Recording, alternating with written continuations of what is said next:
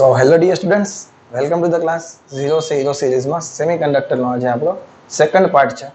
Last time સુધી જે કંઈ વસ્તુ ડિસ્કશન કરી હતી આપણે છેલ્લે ફોરવર્ડ બાયસ અને રિવર્સ બાયસમાં પહોંચી ગયા હતા. ત્યારબાદ હવે જે કંઈ ટોપિક બાકી છે એને આપણે ફિનિશ કરી દઈએ. તો આજના જે કંઈ મેઇન ટોપિક બાકી છે એમાં સ્પેશિયલ પર્પસ ડાયોડ્સ આપણે 4 જોવાના છીએ. ઝેનર ડાયોડ છે, એલઈડી છે, ત્યારબાદ ફોટો ડાયોડ અને સોલાર સેલ જોવાના છીએ. એક મેઇન ટોપિક આપણો બાકી છે, ટ્રાન્ઝિસ્ટર બાકી છે, અને ત્યારબાદ ગેટ્સ જોવાના છે, લોજિક ગેટ્સ. ઓકે, તો આ આપણું આજનું મેઇન વર્ક છે. તો પહેલા તો special purpose diodes, zener diode અને એલઈડી, આ 4 સ્પેશિયલ પર્પસ ડાયોડ્સમાંથી એક જ ડાયોડ એવો છે, ઝેનર ડાયોડ, કે જેના એમસીક્યુ ન્યુમેરિકલ સ્વરૂપે પૂછાઈ શકે એમ છે. આમાંથી ન્યુમેરિકલ કેવા બને એ હું તને 2 પ્રોબ્લેમ સોલ્વ કરાવીશ, એટલે આમાં બધી વસ્તુ આપણી ક્લિયર થઈ જશે. બાકી એલઈડી છે, ફોટો ડાયોડ છે, સોલાર સેલ છે, એ તમારી ટેક્સ્ટ બુકમાં પણ તમે રીડિંગ કરી શકો છો. મેં માત્ર અમુક મેન પોઈન્ટ છે એ જ તમને અહીંયા બતાવું છું.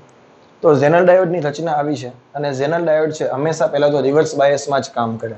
એટલે કે આ તને ખબર છે એન છે, આ પી છે, તો આ બાજુ કેવા હોવા જોઈએ માઇનસ, આ બાજુ કેવા હોવા જોઈએ પોઝિટિવ. અથવા તો હું તને બેટરી એક બતાવું તો આ રીતે તમે પ્લસ અને અહીંયા માઇનસ કરો તો ઝેનર ડાયોડ કેમાં આવી જાય? રિવર્સ બાયસમાં આવી જાય.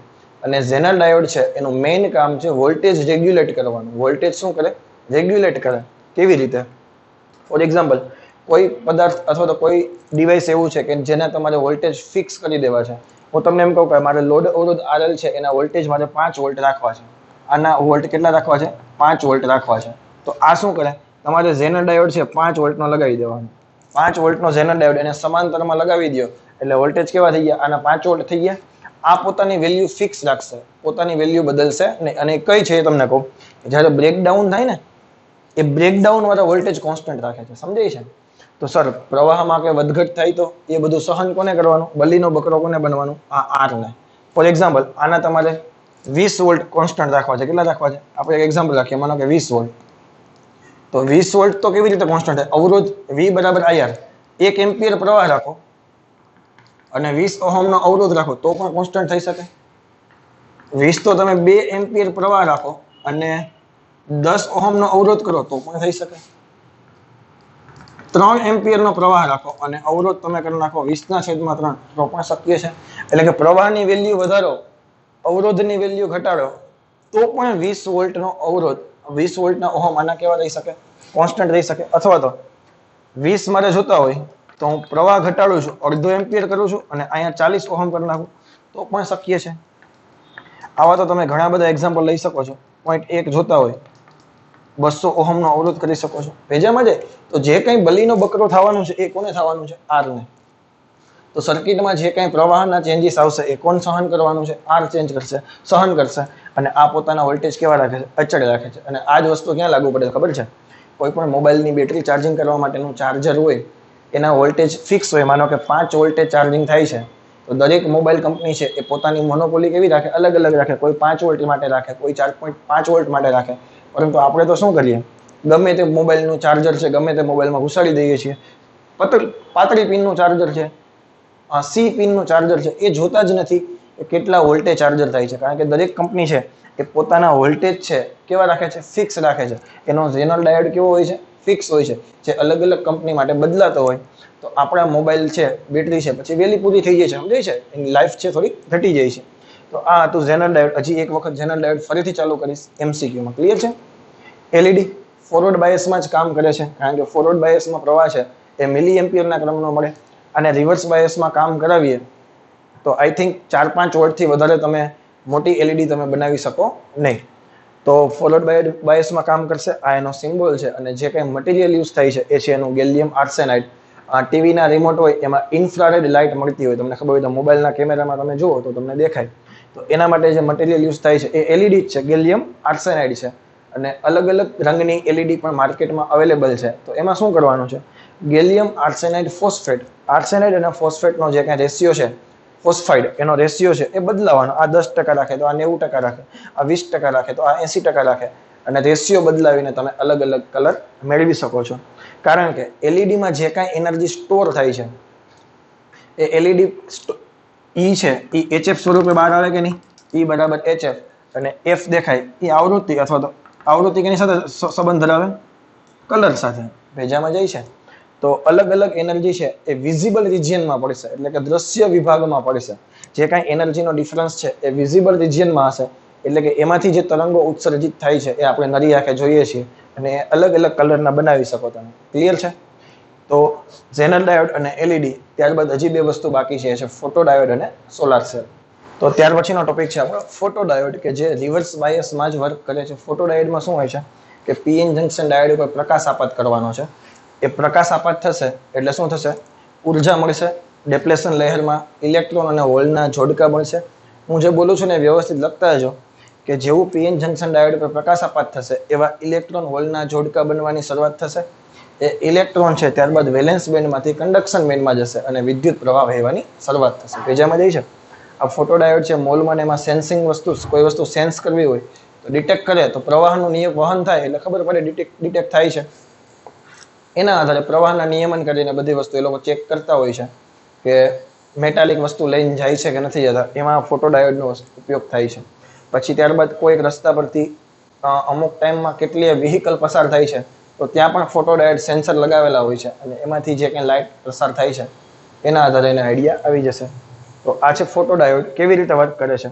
તો કે જ્યારે એના પર પ્રકાશ આપાત થાય ત્યારે ઇલેક્ટ્રોન હોલના જોડકા બને. આ ઇલેક્ટ્રોન છે એ વેલેન્સ બેન્ડમાંથી કન્ડક્શન બેન્ડમાં જાય અને વિદ્યુતનું વહન ચાલુ થાય. તો સર આ તો પ્રકાશ તો મારે કેટલો આપાત કરવો? ઇન્ટેન્સિટી વધારું તો કઈ ફરક પડે? હા, ઇન્ટેન્સિટી વધારો તો ઉર્જા વધે. ઉર્જા વધે તો વધારે ઇલેક્ટ્રોન હોલના જોડકા બને. વધારે ઇલેક્ટ્રોન વેલેન્સ બેન્ડમાંથી કન્ડક્શન બેન્ડમાં જાય અને પ્રવાહ પણ વહેશે. એટલે કે આ પહેલી ઇન્ટેન્સિટી, આ બીજી ઇન્ટેન્સિટી અને ત્રીજી ઇન્ટેન્સિટી I1 કરતા I2 મોટા છે અને I2 કરતા I3 મોટા છે. આ તીવ્રતા માટે છે. તો એની સામે પ્રવાહ જુઓ, પ્રવાહ પણ શું થાય છે? વધે છે. આ I1 પ્રવાહ, I2 પ્રવાહ, સ્મોલ I1, સ્મોલ I2 અને સ્મોલ I3. ઇન્ટેન્સિટી વધતા તીવ્રતા પણ વધે, સોરી, તીવ્રતા વધતા રિવર્સ સેચ્યુરેશન પ્રવાહ છે એ પણ વધવાનો છે. તો લખી નાખજે, તીવ્રતા વધશે તો રિવર્સ સેચ્યુરેશન એટલે કે સંતૃપ્ત પ્રવાહ પણ વધશે. ક્લિયર છે? અને આ એનો ગ્રાફ છે એ પણ પૂછાઈ શકે છે. તો ત્યારબાદ આના જેવું જ છે સોલાર સેલ, એ જોઈ લઈએ. તો સોલાર સેલ છે ને એની ફિગર તો છે ને ફોટો ડાયોડ જેવી જ છે, પરંતુ ફરક ક્યાં છે? સોલાર સેલમાં કોઈ પણ પ્રકારના બાઇસિંગ ના હોય. એટલે આ જે આકૃતિ છે ને હું થોડીક ચેન્જ કરી નાખું. આ ગ્રાફ તમે કાઢી નાખું છું. આને બેટરીની જરૂર જ ના પડે, સમજાય છે? આને અને આ વસ્તુ આપણા માટે હવે કઈ કામની છે. નામ બદલાઈ નાખો. ફિગર છે આ સોલાર સેલની ફિગર થઈ ગઈ. આને માત્ર ખાલી શું છે? અવરોધ છે કે વિદ્યુત પ્રવાહ વહન ચેક કરવા માટે. તો સોલાર સેલ છે એના પર સૂર્યપ્રકાશ આપાત થશે અને સૂર્યપ્રકાશ આપાત થશે અને વિદ્યુત પ્રવાહનું વહન થાય છે. પણ કેવી રીતે? ફોટો ડાયોડમાં તમે જે રીતે વર્ણન કરતા હતા ને એ જ રીતે વર્ણન કરવાનું છે. માઇનોર એવો ડિફરન્સ ક્યાં છે? તો કે જ્યારે આના પર પ્રકાશ આપાત થશે ત્યારે ઇલેક્ટ્રોન હોલના જોડકા બનશે. હવે અંદરના ભાગમાં વિદ્યુત ક્ષેત્ર છે, બેરિયરમાં આ દિશામાં છે કે નહીં? આવી દિશામાં વિદ્યુત ક્ષેત્ર છે. તો ડેપ્લેશન વિસ્તારમાં જે ઇલેક્ટ્રોન હોલના જોડકા બને એ ઇલેક્ટ્રોન પર બળ લાગે ક્ષેત્રની વિરુદ્ધ દિશામાં. એટલે ઇલેક્ટ્રોન બધા આ બાજુ ભેગા થાય અને હોલ બધા આ બાજુ ભેગા થાય. તો આ બાજુ ઇલેક્ટ્રોન આવે છે, જે પદાર્થ ઇલેક્ટ્રોન મેળવે છે એ ઋણ આયન પ્રાપ્ત કરે કે ન પ્રાપ્ત કરે?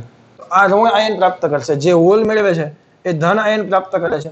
એટલે કે આ ઊંચા સ્થિતિમાને છે, આ નીચા સ્થિતિમાને છે અને ઊંચા સ્થિતિમાનથી નીચા સ્થિતિમાન તરફ વિદ્યુત પ્રવાહનું વહન ચાલુ થાય છે. સમજાય છે? ફોટો ડાયોડ કરતા સમજાવવાની મેથડ ક્યાં અલગ છે? પહેલામાં ઇલેક્ટ્રોન હોલના જોડકા બને, વેલેન્સ બેન્ડમાંથી કન્ડક્શન બેન્ડમાં જશે અને વિદ્યુત પ્રવાહનું વહન થશે. અહીંયા તો બેટરી તો છે જ નહીં. તો વિદ્યુત ક્ષેત્રની અસરને કારણે ઇલેક્ટ્રોન પર આ દિશામાં બળ લાગશે, હોલ પર આ દિશામાં બળ લાગશે. એટલે N વિભાગ ઇલેક્ટ્રોન મેળવે છે એટલે ઋણ વિદ્યુત ભારિત, P વિભાગ હોલ મેળવે છે એટલે ધન વિદ્યુત ભારિત. ઊંચા સ્થિતિમાને નીચા સ્થિતિમાને પ્રવાહની ડાયરેક્શન આ દિશામાં વહે છે. એટલે તમે જુઓ આ સોલાર સેલ હતું એટલે કે તમારું સેમિકન્ડક્ટર છે પીએન જંકશન ડાયોડ હવે બેટરીની જેમ વર્ક કરે છે. કેની જેમ વર્ક કરે છે? અને પોતાનામાંથી જો વિદ્યુત પ્રવાહ બહાર કાઢે છે. તો આ એની સંજ્ઞા હતી સોલાર સેલની. આમાં તમને કોઈ ડાઉટ હશે નહીં. અને આ બેટરીની જેમ વર્ક કરે છે. તો હું એક સર્કિટ બનાવું છું, ધ્યાન રાખજો. આ માનો કે આ અવરોધ થઈ ગયો, આ બેટરી, અને આ થઈ ગયો એનો આંતરિક અવરોધ. તો આ છે ને આ પીએન જંકશન ડાયોડ છે, એ બેટરી જેવું વર્ક કરે કે નહીં? વર્ક્સ લાઈક અ બેટરી. કેના જેવું કામ કરે છે? બેટરી જેવું કામ કરે. તો એને પોતાનો કંઈક આંતરિક અવરોધ હશે અને પ્રવાહ આ દિશામાં વહે. હું બે કન્ડિશન મૂકું છું. માનો કે પહેલી કન્ડિશન એવી છે કે R tends to infinity. R કેવો કરી નાખ્યો મેં? અનંત કરી નાખ્યો. આર અનંત કરી નાખું તો વિદ્યુત પ્રવાહ વહે I બરાબર E ના છેદમાં R પ્લસ R. તો I કેવા આવ્યા? 0 આવ્યા. વિદ્યુત પ્રવાહનું વહન થાય નહીં. તો આ કન્ડિશનને કહેવાય ઓપન સર્કિટ કન્ડિશન. આ કન્ડિશનને શું કહેવાય? ઓપન સર્કિટ કન્ડિશન કહેવાય કે નહીં? તો આના જે વોલ્ટેજ હતા એ જ વોલ્ટેજ અહીંયા આવશે કે નહીં? પ્રવાહ તો વહેતો નથી. તો આના જેટલા વોલ્ટેજ હતા એ જ વોલ્ટેજ અહીંયા આવે કે નહીં? તો V મેક્સિમમ મળે છે. VOC ઓપન સર્કિટ કન્ડિશનમાં V અહીંયા મળે છે. આ ભેજામાં ગયું? એમ્સમાં પૂછાઈ ગયેલો ક્વેશ્ચન છે. અહીંયા શું હોય અહીંયા શું હોય ગ્રાફ પૂછાઈ ગયેલો છે. તો આ ઓપન સર્કિટ કન્ડિશન છે, ભૂલાય નહીં. અને માનો કે આ અવરોધ કાઢી નાખો અને આ આપણી બેટરી હતી, આ એનો આંતરિક અવરોધ હતો, અને આ અવરોધને બદલે એક તાર લગાવી દો ખાલી, કે જેનો અવરોધ અવગણ્ય અવરોધ છે. આ તાર લગાવી દીધો તો આવા સંજોગોમાં વિદ્યુત પ્રવાહ કેટલો મળે? I બરાબર E ના છેદમાં R. આને તો અવરોધ કેવો છે? અવગણ્ય છે. તો આ કેવો થશે? મેક્સિમમ થશે. તો આ કન્ડિશનને કહેવાય છે શોર્ટ સર્કિટ કન્ડિશન. કારણ કે વચ્ચે વાયર લગાવી દઈએ છીએ તો શોર્ટ સર્કિટ કન્ડિશનમાં I મેક્સિમમ હોય. આ બેજામાં ગયું I શોર્ટ સર્કિટ. અને ઓપન સર્કિટ કન્ડિશનમાં આમાંથી કઈ વોલ્ટેજ ઘટવાના છે નહીં. તો V મેક્સિમમ. પ્રવાહ જાય તો વોલ્ટેજ ઘટે ને? પ્રવાહ તો જવાનો જ નથી. અનંત કન્ડિશન માટે અનંત હોય તો ઓપન સર્કિટ કન્ડિશનમાં વોલ્ટેજ મેક્સિમમ હોય, શોર્ટ સર્કિટ કન્ડિશનમાં પ્રવાહ મેક્સિમમ હોય. અને આ ગ્રાફ તારા મગજમાં હોવો જોઈએ. એમ્સમાં પૂછાઈ ગયેલો ગ્રાફ છે. અહીંયા VSC ને VOC આ ડાવડો કરી નાખે તો આપણે ભૂલ થવાય જોઈએ નહીં. ક્લિયર છે? તો આ 4 સ્પેશિયલ પ્રકારના ડાયોડ હતા. એના પછી હવે આપણે ઝેનર ડાયોડના એક્ઝામ્પલ કરવાના છે. તો મેં તમને જે પ્રોબ્લેમ બતાવ્યો છે ઝેનર ડાયોડમાં પૂછાશે તો આ જ પ્રોબ્લેમ પૂછાશે. આનાથી બીજો એકેય પ્રોબ્લેમ આમાં પૂછી શકાય નહીં. આ જ પ્રકારના પ્રોબ્લેમ આમાંથી પૂછાઈ શકે. અલગ અલગ ડેટા બદલાવીને તમને અલગ અલગ વસ્તુ પૂછી શકે, બાકી બીજો કોઈ ચેન્જીસ આવશે નહીં. તો ક્વેશ્ચન કંઈક આવો છે કે a Zener diode having a breakdown voltage equal to 15 volt. મેં તમને કીધું હતું ઝેનર ડાયોડ છે એ બ્રેકડાઉન વોલ્ટ જેટલા વોલ્ટેજ છે એ અચળ રાખે. તો આ ઝેનર ડાયોડ કેટલા વોલ્ટેજ છે? એના 15 વોલ્ટ જેટલા બ્રેકડાઉન વોલ્ટેજ છે, આટલા ફિક્સ રાખશે. is used as a voltage regulator as shown in a figure. The current through the Zener diode is. આમાંથી આપણે કરંટ પૂછ્યો છે કયો? IZ મારે જોઈએ છે. તને IL પૂછે તો પણ તને આવડશે, ગેરંટી. હું તને ઘણી બધી વસ્તુ કરાવી દઉં છું. ગમે તે વસ્તુ પૂછે, તને મેઇન કરંટ પૂછે તો પણ તને આવડશે. તને જે વસ્તુ પૂછે એ બધી જ વસ્તુ તને આમાંથી આવડશે. વિચારો, વોલ્ટેજ રેગ્યુલેટરનો મતલબ શું થાય? આ 15 વોલ્ટ હોય તો આના પણ 15 જ રાખવા પડે કે નહીં? આ બીજામાં ગયું. બેટરીમાંથી તો 20 આવે છે તો 15 અહીંયા ગયા તો આમાં કેટલા હશે? શ્રેણીમાં વોલ્ટેજનો સરવાળો થાય. આ બે વચ્ચે 15 તો આ શ્રેણી આખી પૂરી કરો તો આમાં કેટલા હશે? 5 વોલ્ટ હશે. આ ભેજામાં ગયું. પહેલું સ્ટેપ આ કરવાનું આપણે. ત્યારબાદ આના વોલ્ટેજ ખબર છે, આનો અવરોધ ખબર છે, તો આના પ્રવાહ મળે કે ન મળે? તો IL જોતા હોય તો શું કરવું પડે? આ 15 છેદમાં અવરોધ લખવો પડે કે નહીં? તો 1 કિલો ઓહમ તો 10 ની 3 છે કે નહીં? 10 ની 3 ઉપર ગયા તો 15 મિલી એમ્પિયર થઈ ગયા. તો તને લોડ અવરોધ પૂછ્યો હોય તો આવડે કે ન આવડે? બસ આટલી જ વસ્તુ કરવાની છે. આ 15 છે તો આ 15 મુકતા ખાલી આવડતા હોવા જોઈએ. પછી V બરાબર IR. અહીંયા 5 વોલ્ટ છે, આ 250 ઓહમ છે. તો ટોટલ અવરોધ આ ટોટલ પ્રવાહ I બરાબર શું થશે? 5 ના છેદમાં 250. થોડુંક અઘરું છે હે ને? આવું કઈ સ્વાદરૂપ ન અપાય. ઉપરની જે 4 વડે મલ્ટીપ્લાય કરી નાખે. 5 ચોકો 20, 250 ચોકો 1000. તો કેટલા થઈ ગયા? 20 મિલી એમ્પિયર. 10 ની 3 ઉપર ગયા, માઇનસ થઈ ગયા. તો 20 મિલી એમ્પિયર આવતો હતો. આમાં કેટલો ગયો? 15 ગયો. તો ઝેનરમાં કેટલો જશે? 5. કિર્ચોફનો પહેલો નિયમ. જંકશન પાસે આવતા અને જંકશન થી દૂર જતા વિદ્યુત પ્રવાહનો સરવાળો કોમન સમાન હોય. 20 આવ્યા, 15 આમાં ગયા તો 5 કેમાં જશે? આમાં. તો IZ બરાબર કેટલા આવ્યા? 5. આ આપણો આન્સર. આમાં ક્યાં કાંઈ છે? આવડશે? હજી એક પ્રોબ્લેમ સેમ ટુ સેમ કરાવું છું. આપણે એક પણ ડાઉટ આમાં રહેવા જોઈએ નહીં. તો આ પ્રોબ્લેમમાં હું 2 અલગ નામ આપું છું. તમને સમજાય તો કીધું છે. તમને શું પૂછ્યું છે? તમને એક પૂછ્યું છે આઉટપુટ વોલ્ટેજ. તમને શું પૂછ્યું છે? Output voltage. અને બીજી વસ્તુ પૂછી છે વોલ્ટેજ એક્રોસ સિરીઝ રેઝિસ્ટર. આ તમને શું પૂછ્યું છે મને કહેજીએ. આ બેનો મતલબ સમજાવો છે. ચલો, તને બધી વસ્તુ આવડે છે પણ શું પૂછ્યું ખબર નહીં પડે તો આઉટપુટ વોલ્ટેજ કોને કહેવાય? તો કે અહીંયા જે વોલ્ટેજ મળે છે એ વોલ્ટેજને કહેવાય આઉટપુટ વોલ્ટેજ. અને voltage across the series resistor, આ શ્રેણીનો રેઝિસ્ટર કહેવાય ને. તો આના છેડા વચ્ચે વોલ્ટેજ તને પૂછ્યા છે. બાકી IZ અને IL તો હું પછી કરાવું જ છું. તો આ 10 છે તો આ કેટલા મળશે? 10 વોલ્ટેજ મળશે ને. તો આઉટપુટ વોલ્ટેજનો પહેલો આન્સર આવી ગયો કેટલો? 10 વોલ્ટ. આ 100 વોલ્ટની બેટરી છે તો અહીંયા કેટલા આવશે 90 વોલ્ટ આ બીજો આન્સર આવી ગયો હવે તમે આગળનામાં જે કરતા હતા એ જ વસ્તુ અહીંયા તારે આઈ જોતો હોય લોડ અવરોધમાંથી IL અને ઝેનર ડાયોડમાંથી IZ તો IL જોતા હોય તો શું કરવું પડે 10/5 ગુણ્યા 10⁻³ તો 2 મિલી એમ્પિયર થયો આમાં કેટલો ગયો 2 મિલી એમ્પિયર અહીંયા કેટલો થશે I બરાબર V/R 15 ગુણ્યા 10⁻³ તો 15 × 6 = 6 મિલી એમ્પિયર હવે 6 મિલી એમ્પિયર ટોટલ 4 લોડમાં 2 લોડમાં ગયો તો ઝેનરમાં કેટલો જશે 4 મિલી એમ્પિયર તને ગમે તે વસ્તુ ગમે ત્યાંથી પૂછે આપણને કોઈ પ્રોબ્લેમ હશે નહીં તને એમ કીધું હોય કે ઝેનર ડાયોડનો અવરોધ કેટલો છે ચાલો તને આનો અવરોધ પૂછ્યો હોય છો તો V બરાબર IR R બરાબર શું આવ્યું V/I V કેટલા છે તો કે 10 I કેટલા છે તો કે 4 ગુણ્યા 10⁻³ તો કેટલા થયા 2.5 કિલો ઓહમ આ ઝેનર ડાયોડનો અવરોધ થઈ ગયો એટલે ગમે તે વસ્તુ પૂછે આમાં કંઈ છે નહીં આપણે આવડી જશે આના પછીનો આપણો ટોપિક છે રેક્ટિફાયર 2019માં રેક્ટિફાયરમાંથી ક્વેશ્ચન નહોતો તો મે બી એવું બની શકે કે રેક્ટિફાયર 2020માં આવી શકે તો રેક્ટિફાયરમાં આપણે ધ્યાન દઈ દઈને ચાલશું ટેક્સ્ટ બુકમાં હાફ વેવ અને ફૂલ વેવ રેક્ટિફાયર તમને ખબર જ છે પરંતુ એમાંથી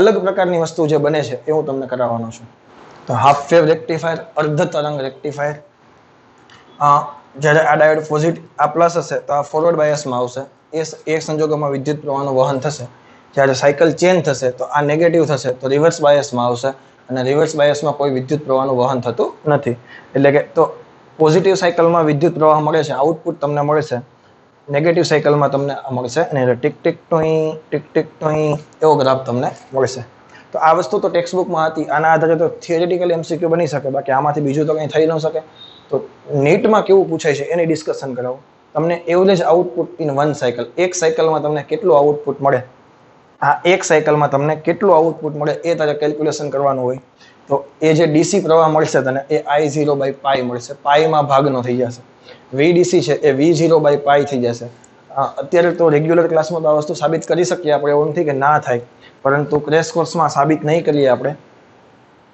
અને આ I0 શું છે એ તને ડિસ્કશન કરાવું આને તું AC લઈ લે આ વોલ્ટેજ ઇનપુટ વોલ્ટેજ લઈ લે આ ડાયોડ લઈ લે આ RL લઈ લે તો સર્કિટ આવી બને કે ન બને તમને આવી જ સર્કિટ બનાવીને આપશે એક્ઝામમાં આવી જ સર્કિટ બનાવીને આપશે આનાથી અલગ એક પણ સર્કિટ બની શકે નહીં તો ઇનપુટ વોલ્ટેજ VO નામ આપ્યું ભલે આઉટપુટ વોલ્ટેજ નથી વોલ્ટેજ ક્યાં છે ઇનપુટ જ છે V0 એટલે પ્રારંભિક વોલ્ટેજના મદદથી મેં I0 પરથી V0 મેં લખ્યા છે તો RF ફોરવર્ડ બાયસનો અવરોધ રિવર્સ બાયસમાં તો કામ કરશે જ નહીં RL તો I0 બરાબર V0/RL વત્તા RL તો V0 છે ઇનપુટ વોલ્ટેજ છે હજી કહું છું ધ્યાન રાખજો સમજવામાં આઉટપુટ વોલ્ટેજ નથી પ્રારંભિક વેલ્યુને આપણે V0 કહેતા હોય યાદ કરો V બરાબર V0 + AT તો પ્રારંભિક વેલ્યુને જેવી રીતે વેગમાં V0 કહેતા હતા એવી રીતે મેં વોલ્ટેજમાં V0 અને પ્રવાહમાં I0 કીધા છે એક સાયકલ પૂરી થશે એટલે I0/π માં ભાગની એવરેજ વેલ્યુ છે ખરેખર આખું આ ટોપિક છે ને AC કરંટ સાથે કનેક્ટેડ છે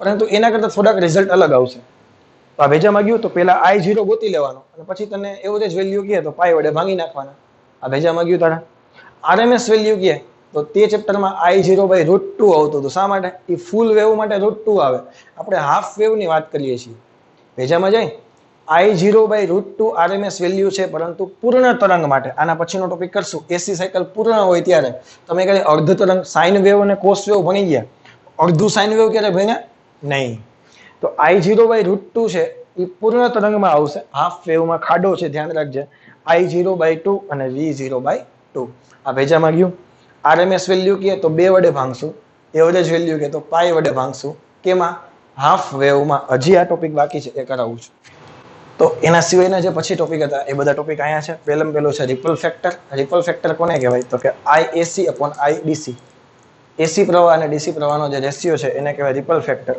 કેલ્ક્યુલેશનની કંઈ જરૂર નથી આ તો જસ્ટ તને ખાલી બતાવ્યું છે આપણે ખાલી ડેટા યાદ રાખશું 1.21 કેટલો છે 1.21 પૂછાશે તો પણ આવી રીતે જ પૂછાશે રિપલ ફ્રીક્વન્સી તમને યાદ છે તમારા બોર્ડની એક્ઝામમાં પૂછાઈ ગયું છે 2020માં કે રિપલ ફ્રીક્વન્સી હાફ વેવ માટે કેટલી હોય તો કે સેમ AC ની જેટલી આવૃત્તિ હોય એટલી જ લેવાની છે ક્લિયર છે એફિશિયન્સી કેટલી થાય તો કે output power upon input power into 100 કેલ્ક્યુલેશનની કંઈ જરૂર નથી થોડું કેલ્ક્યુલેશન કરો એટલે ઇક્વેશન મળે 40.6 ના છેદમાં 1 plus RF upon capital RL. Forward બાયસનો અવરોધ છે એ જો લોડ અવરોધ કરતા ખૂબ નાનો હોય તો આને અહીંથી અવગણી શકો કે નહીં, અને લોડ અવરોધ ઘણો બધો મોટો હોય તો 1 છેદમાં ઘણું બધું મોટું એટલે 0 થઈ ગયા, તો મેક્સિમમ તમને ફ્રીક્વન્સી મળે કેટલી? 40.6. અને જો લોડ અવરોધ નાનો હોય અને મે બી આ બંને સેમ હોય તો એક ઉડી જશે, 1 + 1 2 થશે, તો જવાબ આવશે 20.3%. આ ડેટા તમારા માટે કામના છે. ત્યારબાદ ફોર્મ ફેક્ટર છે IRMS અપોન IDC. IRMS કેટલા હતા? I0/2 હાફ વેવ માટે. આ કેટલા હતા? I0/π. I0 કેન્સલ, π/2 બોલે તો 1.57. અને છેલ્લું છે PIV, peak inverse voltage. Peak inverse voltage કોને કહેવાય? પહેલા તો કે ભાઈ તમે રિવર્સ બાયસમાં શું કરો? ઝેનર ડાયોડમાં તમે શું કરતા હતા કે ધીમે ધીમે તમે વોલ્ટેજ વધારતા જાઓ. રિવર્સ બાયસમાં વોલ્ટેજ તમે વધારતા જાઓ. એક સંજોગો એવો આવે કે બે અસર થઈ શકે, કાં તો ઝેનર અસર અને કાં તો એવલાંચ અસર. અને ડેપ્લેશન લેયરમાંથી તમારા સહસંયોજક બંધો તૂટવા માંડે. તો એ સહસંયોજક બંધો તૂટે એ પહેલા તમે મેક્સિમમ કેટલા વોલ્ટેજ આપી શકતા હતા? એ કેટલા હશે? હાફ વેવના કિસ્સામાં ઇનપુટ વોલ્ટેજ જેટલા જ હશે, એટલે કે V0 જેટલા હશે. આ બધી વસ્તુ હાફ વેવના કિસ્સામાં તમારે યાદ રાખવાની છે. એક પણ ડિટેલ NCERT ની ટેક્સ્ટબુકમાં છે નહીં. તો વ્યવસ્થિત ટેબલ બનાવી લ્યો. બાજુમાં હજી કરાવું છું આના પછી ફૂલ વેવ. ફૂલ વેવમાં આ બધી વસ્તુ છે એ બેની કમ્પેરિઝન કરીને યાદ રાખો એટલે તમને યાદ રહી જશે. તો હવે છે ફૂલ વેવ રેક્ટિફાયર. બે ડાયોડ હશે. આ પોઝિટિવ સાયકલમાં, આ પ્લસ ઉપર હશે, આ માઇનસમાં હશે. એટલે D1 માંથી વિદ્યુત પ્રવાહનું વહન થશે. આ ટેપ કી છે, ખબર ને? આમ જાય વિદ્યુત પ્રવાહ અહીંથી આમ જશે. જ્યારે આ માઇનસ ઉપર હોય ત્યારે આ પોઝિટિવમાં હશે તો વિદ્યુત પ્રવાહનું વહન અહીંથી આમ થશે. એટલે બંને સાયકલમાં તમને વિદ્યુત પ્રવાહ મળે છે. આ પ્લસ, આ માઇનસ, આ પ્લસ, આ minus, plus plus plus plus. આ વિદ્યુત પ્રવાહ એક જ દિશામાં છે, પરંતુ એસી નો ઘટક પણ છે કે નહીં? એટલે કે આ પ્યોર એસી નથી, ડીસી પ્લસ એસી છે. તો ડીસી અને એસી નું મિશ્રણ છે. તો આવા ડીસી ને કેવો ડીસી કહેવાય? Pulsating DC. કેવો ડીસી કહેવાય? Pulsating DC. ધબકતો ડીસી. ધક ધક ધક ધક થતું હશે. ભેજામાં ખાડા જ આવે છે. ધબકતો ડીસી છે, એક દિશામાં છે પરંતુ ધબકે છે. અને આને કેપેસિટરની મદદથી તમે ફિલ્ટર કરી શકો છો. એ તમને બધી વસ્તુ ખબર છે, મારે ફિલ્ટર પર શીખવાડવાની જરૂર છે નહીં. મેન વસ્તુ એવરેજ આઉટપુટ. ઓલામાં V0/π હતા, 2 વડે મલ્ટીપ્લાય કરી દીધા. જો ક્યાં 2 વડે મલ્ટીપ્લાય કરે હું ટીક કરું તને. એક અહીંયા 2 વડે મલ્ટીપ્લાય થયા, એક રિપલ ફ્રીક્વન્સી 2 વડે મલ્ટીપ્લાય થઈ, એફિશિયન્સી 2 વડે મલ્ટીપ્લાય થઈ. તમે જોવો ધ્યાનથી. અને peak voltage peak inverse voltage 2 વડે મલ્ટીપ્લાય થયા. એવરેજ આઉટપુટ V0/π હતા, ત્યાં 2V0/π થઈ ગયા. RMS વેલ્યુ મેં તમને કીધું હતું એક્ઝેક્ટ એસી કરંટ જેવી થઈ જશે, √2 જેવી. રિપલ ફેક્ટર પહેલામાં 1.21 હતો, આમાં 0.48 થઈ ગયો. એક ચેન્જ છે. રિપલ ફ્રીક્વન્સી એસી કરતા ડબલ થઈ ગઈ. એફિશિયન્સી અહીંયા 40.6 હતા, એના ડબલ થઈ ગયા 81.2. એટલે જો RL મોટા હોય ખૂબ તો મેક્સિમમ એફિશિયન્સી મળે 81.2, અને બે સેમ હોય તો આના કરતા અડધી 40.6, એટલે કે હાફ વેવની મેક્સિમમ જેટલી મળે. એવો MCQ તને પૂછે. પૂર્ણ તરંગ રેક્ટિફાયરમાં મેક્સિમમ એફિશિયન્સી નીચેનામાંથી હાફ વેવના કિસ્સામાં કયા સંજોગોમાં મળે? તો કે આ બંને સેમ થવા જોઈએ ત્યારે. પીક ઇનવર્સ વોલ્ટેજ પેલામાં V0 હતા, આમાં 2V0 થઈ ગયા. તો ટેબલ બનાવી લેવાય આવું. કેવું ટેબલ બનાવાય? અહીં લખાય હાફ વેવ, અહીં લખાય ફૂલ વેવ, અને અહીં બધી પ્રોપર્ટી લખતી જાય. પેલા તો એવરેજ આઉટપુટ તો કઈ લખતું જવાનું. રિપલ ફેક્ટર છે તો અહીં લખવાના બેના. તો આવી રીતે કમ્પેરિઝન કરીને યાદ રાખશો ને તો ઇઝીલી યાદ રહી જશે. સમજાય છે? અને આના આધારે કેવા MCQ હોય એની વાત કરાવું. A sinusoidal voltage of peak value 200 volt is connected to a diode and a resistor R in the circuit. એક 200 વોલ્ટનો સાઇનોસોઇડલ એટલે કે એસી વેવ છે, એ તમારે ડાયોડ ડી અને રેઝિસ્ટન્સ આર સાથે જોડેલું છે, સર્કિટમાં બતાવ્યું એ પ્રમાણે. So that half wave rectification occur. કયું રેક્ટિફિકેશન થાય છે? અર્ધ તરંગ રેક્ટિફિકેશન થાય છે. If the forward diode resistance is negligible as compared to R. આનો જે ડાયોડ અવરોધ છે RF એ negligible એટલે 0 છે.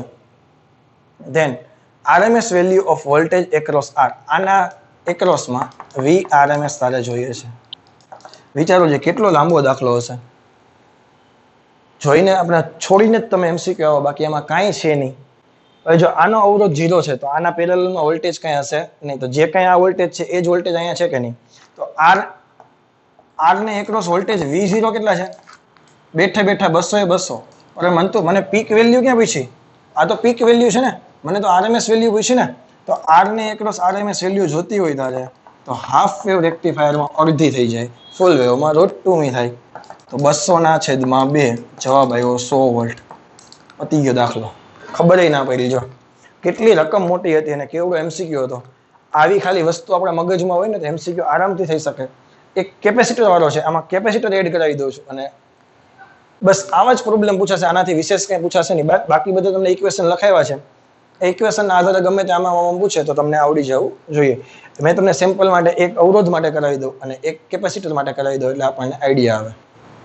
તો in the figure an AC of 200 RMS voltage, જો તને હવે આપેલ છે વેલ્યુ કેવા આપેલ છે 200 RMS વેલ્યુ આપેલી છે, is applied to the circuit containing diode અને કેપેસિટર. એક એવી સર્કિટને આપવામાં આવે છે કે જેમાં ડાયોડ અને કેપેસિટર લાગેલા છે and it is being rectified થાય છે.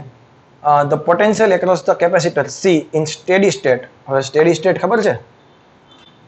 અલ્ટરનેટિંગ કરંટમાં RC સર્કિટમાં શીખી ગયા. કેપેસિટર હોય અને માત્ર રેઝિસ્ટન્સ છે એવી સર્કિટમાં તમે શીખી ગયા.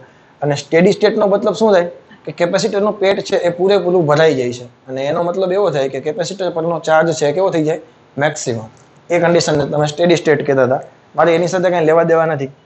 મારે આના વોલ્ટેજ જોઈએ. આ તો કંઈ કીધું જ નથી, તો આનો અવરોધ નેગ્લેજિબલ લઈ લઈએ, એટલે આઈડિયલ ડાયોડ લઈ લે તો પણ ચાલશે. તો અહીંયા જેટલા છે એટલા જ અહીંયા થશે. તો કેપેસિટરને એક્રોસ આરએમએસ વોલ્ટેજ કેટલા થશે? 200 વોલ્ટ. પરંતુ મને ખાલી પોટેન્શિયલ પૂછ્યું છે એટલે હું V0 ફાઇન્ડ કરીશ. તો VRMS બરાબર શું થાય? V0/√2. તો V0 બરાબર શું થશે?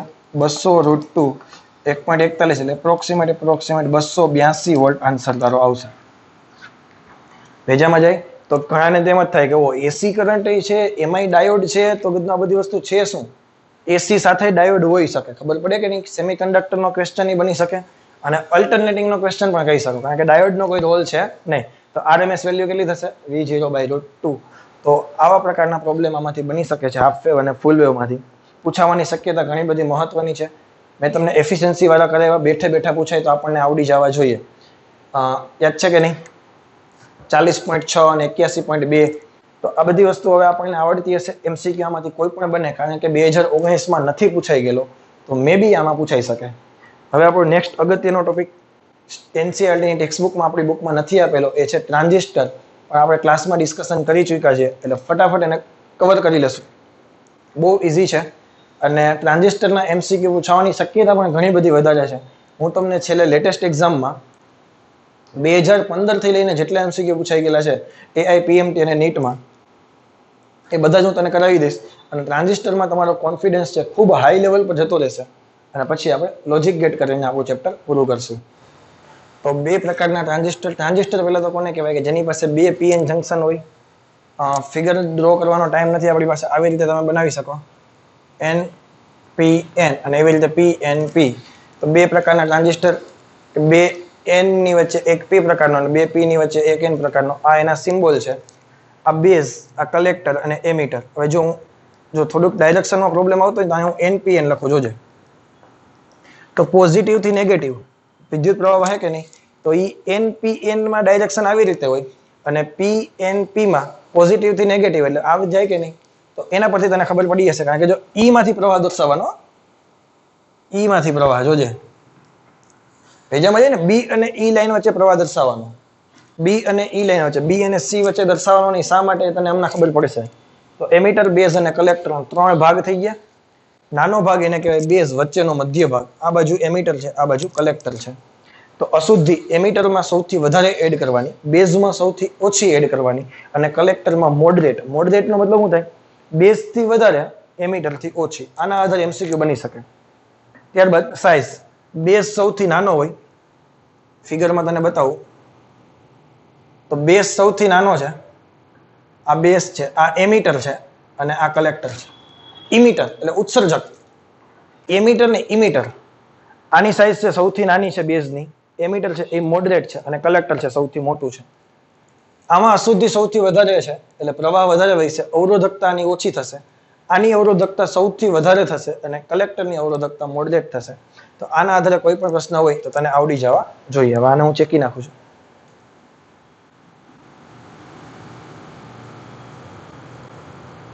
જે લોકો પહેલી વખત ટ્રાન્ઝિસ્ટર જોતા હશે એનો ઇસ્યુ આવશે, કારણ કે ક્લાસમાં તમે શીખા ન હોય તો આ વસ્તુ થોડીક અઘરી થઈ જશે. હું થોડુંક સ્પીડમાં ચલાવું છું ક્રેશ કોર્સની રીતે, તો જે લોકો નથી શીખા ટ્રાન્ઝિસ્ટર એ લોકો એવું હોય તો જેટલી ખબર પડે એટલી પાડો, બાકી ટોપિક સ્કીપ કરી શકો છો, કારણ કે આમાં હવે ટાઈમ બગાડશો એ શક્ય છે. કદાચ ફેસ ટુ ફેસ મળતા હોય તો હું તમને ટ્રાન્ઝિસ્ટર તમને કરાવી શકત, પણ ક્રેશ કોર્સમાં આખું ટ્રાન્ઝિસ્ટર કરાવવું પોસિબલ છે નહીં. તો મહત્વની બધી જ વસ્તુ હું તને કરાવવાનો છું. તો આ ઇનપુટ સર્કિટ છે, તમને ખબર છે, આ આઉટપુટ સર્કિટ છે, આ બેઝ, જો આ કલેક્ટર હોય, અહીંયા બેઝ હોય અને આ એમીટર છે. તો બેઝ અને એમીટર વચ્ચેની સર્કિટ છે એ ઇનપુટ સર્કિટ છે.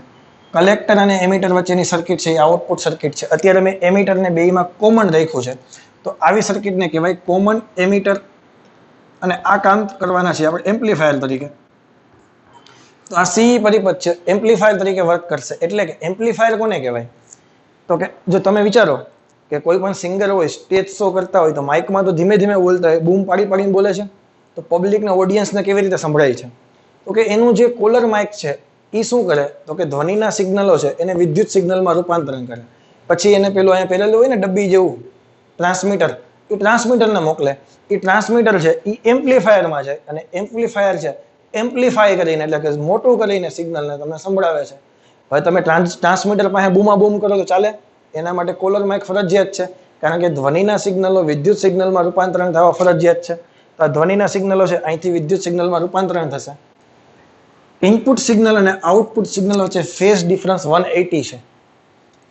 ફોર એક્ઝામ્પલ, આ સમીકરણ V0 sin ઓમેગા t હોય તો આ સમીકરણ V0 sin omega t plus 180 થશે. આ એક વસ્તુ ખબર પડી જવી જોઈએ, સાયકલ પલટી મારી ગઈ. ક્લિયર? તો બેઝ અને એમીટર વચ્ચે ફોરવર્ડ બાયસ હોય. જુઓ અહીંયા આ ફોરવર્ડ બાયસ છે, અને આની વચ્ચે તમે વિચારો NPN છે ને, તો P પોઝિટિવ N નેગેટિવ, અને કલેક્ટર અને એમીટર વચ્ચે રિવર્સ બાયસ હોય. તો N, તો એને આપી દીધા પોઝિટિવ, અને એના આધારે તને ખબર પડી જશે. N ને આપી દીધા તમે કેવા આપ્યા? પોઝિટિવ. તો આ કેમાં થઈ ગયું? રિવર્સ બાયસમાં થઈ ગયું. ક્લિયર છે? તો NPN transistor as a common amplifier, amplifier કેમાં છે? સોરી, એમીટર બેમાં કેવું છે? કોમન છે. હવે સૌથી વધારે પ્રવાહ છે એ એમીટરમાંથી બહાર આવશે, કારણ કે એમીટરની અશુદ્ધિ સૌથી વધારે હતી. તો એમીટરનો જે પ્રવાહ આવે છે એ બે ભાગમાં રૂપાંતરણ થશે, બેઝમાં અને કલેક્ટરમાં. હવે શા માટે થાય છે એ બધું અત્યારે સમજાવવું તો થોડુંક ટફ છે, કારણ કે આ એમીટર થઈ ગયું, આ બેઝ થઈ ગયું, આ કલેક્ટર થઈ ગયું. આમાંથી જે પ્રવાહ આવશે એમાંથી 5% જેટલો પ્રવાહ છે એ બેઝમાંથી પસાર થશે, અને બાકીના 95% ઇલેક્ટ્રોન છે એ કલેક્ટરમાં જાય છે, એટલે કલેક્ટર પ્રવાહનું નિર્માણ કરે છે. તો IE બરાબર IB વત્તા IC. IB છે એ IE ના 5% હોય. ફોર એક્ઝામ્પલ, આ 100 હોય તો આ 5 હોય, અને કલેક્ટર પ્રવાહ કેટલો હોય? 95 હોય. VBB બેટરી છે, અથવા તો એ 0.5 થી 1 વોલ્ટની હોય. ઘણી વચ્ચે અહીંયા VBB ને બદલે VEE પણ લખેલું હશે, તો બહુ મૂંઝાવું નહીં. એમીટર માટે VEE લખી નાખ્યા, બેઝ માટે VBB લખી નાખ્યા, પણ હું મારી સ્ટાઇલ છે VBB લખવાનું, અને તમે આ રીતે જ યાદ રાખજો. બેટરી નાની છે, અહીંયા VCC બેટરી છે એ ઘણી બધી મોટી છે. આ ઇનપુટ અવરોધ છે RB, આ આઉટપુટ અવરોધ છે RL, કારણ કે આ ઇનપુટ સર્કિટ થઈ ગઈ, આ આઉટપુટ સર્કિટ થઈ ગઈ. તો આ IB આવે છે, આ IC આવે છે, અને I બની જાય છે. ક્લિયર છે? તો હવે હું બે સમીકરણ લખતા તને શીખવાડું છું. આ જે ઇનપુટ સર્કિટ છે ને એમાં કિર્ચોફનો નિયમ વાપરું. તો VBB થી શરૂઆત કરી, પ્રવાહની દિશામાં આગળ વધ્યા, RB માંથી પસાર થયા, તો બેઝ પ્રવાહ IB અને RB, અને અહીંથી તમે અહીં નીકળી ગયા, અહીં તો ગ્રાઉન્ડ થઈ ગયું, તો 0 આવી ગયા. તો આ વોલ્ટેજ કેના જેટલા આવ્યા? તો અહીંયા એક વોલ્ટમીટર હશે, કેની વચ્ચે? બેઝ અને એમીટર વચ્ચે, એટલે મેં જો લખી નાખ્યા VBE. અહીંયા એક વોલ્ટમીટર હોય, સર્કિટમાં તમને ખબર છે. તો આ સમીકરણ આવ્યું VBB માઇનસ IBRB બરાબર VBE. ગોખવું પડે તો ગોખી નાખજે, અને સમજાય તો સમજી લેજે. સર્કિટ ડાયાગ્રામ દોરતા નહીં આવડે ને તો પણ આ સમીકરણ પરથી થઈ જશે. આના માટે તમે દર્શાવો તો VCC થી શરૂઆત કરું, પ્રવાહની દિશામાં આગળ વધ્યા, એટલે VCC ICRL લોડ અવરોધ. ઘણી વખત RC લખેલું હોય તો પણ ચિંતા કરવાની જરૂર નથી. અહીંયા આવ્યો, અહીંયા ગ્રાઉન્ડ થઈ ગયું, એટલે 0 થઈ ગયા. તો આ કલેક્ટર અને એમીટર વચ્ચે એક વોલ્ટમીટર અહીંયા પણ હોય કે જે આ માપે, તો એ શું થઈ ગયું? VCE. સમજાય છે? તો આ વસ્તુ આની થઈ ગઈ. અત્યારે હું તને વાત કરું છું કોમન એમીટરની. હું પ્રવાહ ગેઇન તને એક સાથે ત્રણેયના શીખવાડી દઈશ. મોસ્ટ IMP વસ્તુ છે કોમન એમીટર. આ સીબી પણ હોઈ શકે, કોમન બેઝ અને કોમન કલેક્ટર પણ હોઈ શકે. એ ત્રણેયના પ્રવાહ ગેન પૂછાય તો કેવી રીતે કરશો એ હું તને શીખવાડી દઉં છું. એક વખત ફરીથી તને ફિગર ડ્રો કરતા શીખવાડું છું. કારણ કે આપણે ઓછા ટાઈમમાં ટ્રાન્ઝિસ્ટર શીખવાનું છે અને મને ખબર છે થોડુંક ટફ છે. મારી સ્પીડ પણ વધારે છે, પણ વધારે રાખવી પડશે કારણ કે આપણે લેક્ચર નાનો કરવાનો છે. આમાં જ ટાઈમ નહીં બગાડી, એમસીક્યુની પ્રેક્ટિસ પણ કરવાના છીએ. તો પહેલા તો શું દોરશું? ચાલો, એન પી એન સોરી આવું થયું, એન પી એન પોઝિટિવથી નેગેટિવ તરફ. આ થઈ ગયું બેઝ, આ થઈ ગયું કલેક્ટર, આ થઈ ગયું એમીટર. એક અવરોધ અહીંયા જોડી દો. આ થઈ ગયો ઇનપુટ અવરોધ આરબી, એની સાથે બેટરી. કઈ બેટરી? વીબીબી 0.5 થી 1 વોલ્ટની. એમીટર બેમાં કોમન થઈ ગયું, ગ્રાઉન્ડ કરી દો. આ બાજુ આવશે કલેક્ટર. આ એનો અવરોધ થઈ ગયો, લોડ અવરોધ આરએલ. આ એની મોટી બેટરી. આ તમે જુઓ રિવર્સ બાયસમાં છે. આ સાઈડનો પરિપથ આ પોઝિટિવ છે, આ પોઝિટિવ છે ફોરવર્ડમાં છે. આ નેગેટિવ છે, આ પોઝિટિવ છે, આ રિવર્સમાં છે. આની સાથે જોડી દો. આ બેટરી નામ આપ્યું વીસીસી, આ બેટરી નામ આપ્યું વીબીબી. આઈ કરંટ આવે છે. આમાં બેઝમાં ગયો, આ કલેક્ટરમાં ગયો. આ 5% ઓફ આઈ, આ 95% ઓફ આઈસી. પછી અહીંયા એક વોલ્ટમીટર હોય, એ શું માપે? વીબીબી માઇનસ આઈબીઆરબી, એટલે કે વીસીઈ માં સોરી બેઝ અને એમીટર વચ્ચેના વોલ્ટેજ માપશે. એક વોલ્ટમીટર અહીંયા હશે જે કલેક્ટર અને એમીટર વચ્ચેના વોલ્ટેજ માપશે. પરંતુ મેં એને અહીંયા દર્શાવી દીધા હતા વીબી અને અહીંયા દર્શાવી દીધા હતા વીસીઈ. બોલો આમાં કઈ ડાઉટ છે? નહીં. આ સમીકરણ મગજમાં બેસી ગયું. વીબીબી માઇનસ આઈબીઆરબી બરાબર વીબીઈ, વીસીસી માઇનસ આઈસીઆરસી બરાબર વીસીઈ. તો નેક્સ્ટ થિયરી છે આપણી એનપીએન ટ્રાન્ઝિસ્ટર છે, પરંતુ કોમન એમીટરના કિસ્સામાં એની ઇનપુટ લાક્ષણિકતા અને આઉટપુટ લાક્ષણિકતા. તમને ખબર છે ઇનપુટ લાક્ષણિકતા જોતી હોય તો કલેક્ટર આઉટપુટ જે સર્કિટ છે એના વોલ્ટેજ કેવા કરી દેવાના? કોન્સ્ટન્ટ. એટલે આપણે શું અચળ રાખવાના છે? વીસીઈ ની કિંમત અચળ રાખી દેશું અને એના માટે વીબીઈ અને આઈબી માં થતો ફેરફાર. ઇનપુટ લાક્ષણિકતા કોને કહેવાય? તો કે ઇનપુટ પ્રવાહ અને ઇનપુટ વોલ્ટેજ વચ્ચેનો સંબંધ. આઉટપુટ લાક્ષણિકતા કોને કહેવાય? તો કે આઉટપુટ પ્રવાહ અને આઉટપુટ વોલ્ટેજ વચ્ચેનો સંબંધ. તમને ખબર છે એમીટર કોમન હોય તો એક બાજુ બેઝ હોય ને એક બાજુ કલેક્ટર હોય. આ બાજુ આઉટપુટ થશે, આ બાજુ ઇનપુટ થશે. તો ઇનપુટ પ્રવાહ અને ઇનપુટ વોલ્ટેજ વચ્ચેનો સંબંધ, તો એ ઇનપુટ લાક્ષણિકતા આપે. એમાં શું કરવાના? વીસીઈ અચળ રાખી દેવાના. અને આના માટે કલેક્ટર છે એ આઉટપુટમાં આવે છે તો આઉટપુટ પ્રવાહ આઈસી, આઉટપુટ વોલ્ટેજ વીસીઈ એ વચ્ચેનો સંબંધ મેળવવાનો. ત્યારે બેઝ પ્રવાહ આઈબી કેવો રાખી દેવાનો? અચળ. આઉટપુટ લાક્ષણિકતા મેળવતા હોય તો આઈબી અચળ કરી નાખશું અને ઇનપુટ લાક્ષણિકતા મેળવતી વખતે વીસીઈ અચળ કરી નાખશું. આ બીજામાં જાય. અને આ એના ગ્રાફ છે. આ પેલો ફોરવર્ડ જેવો ગ્રાફ છે, જો ફોરવર્ડ લાક્ષણિકતા જેવો, ફોરવર્ડ બાયસ જેવો, અને આ રિવર્સ બાયસ જેવો છે.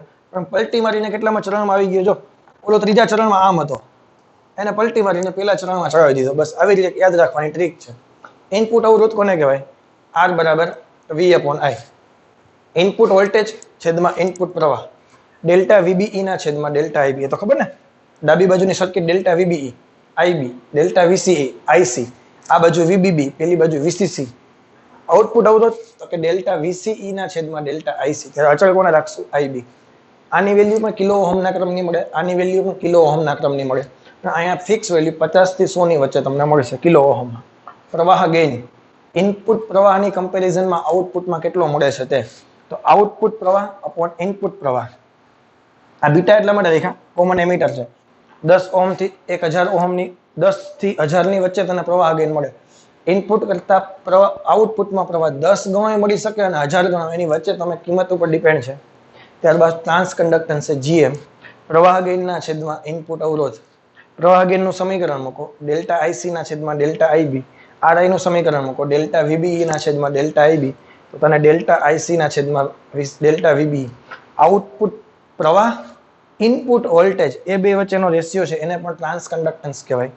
અને પ્રવાહ ગેઇનના છેદમાં આરઆઈ લખો, એને પણ ટ્રાન્સ કન્ડક્ટન્સ કહેવાય. તો આ સમીકરણ તમને ખબર છે.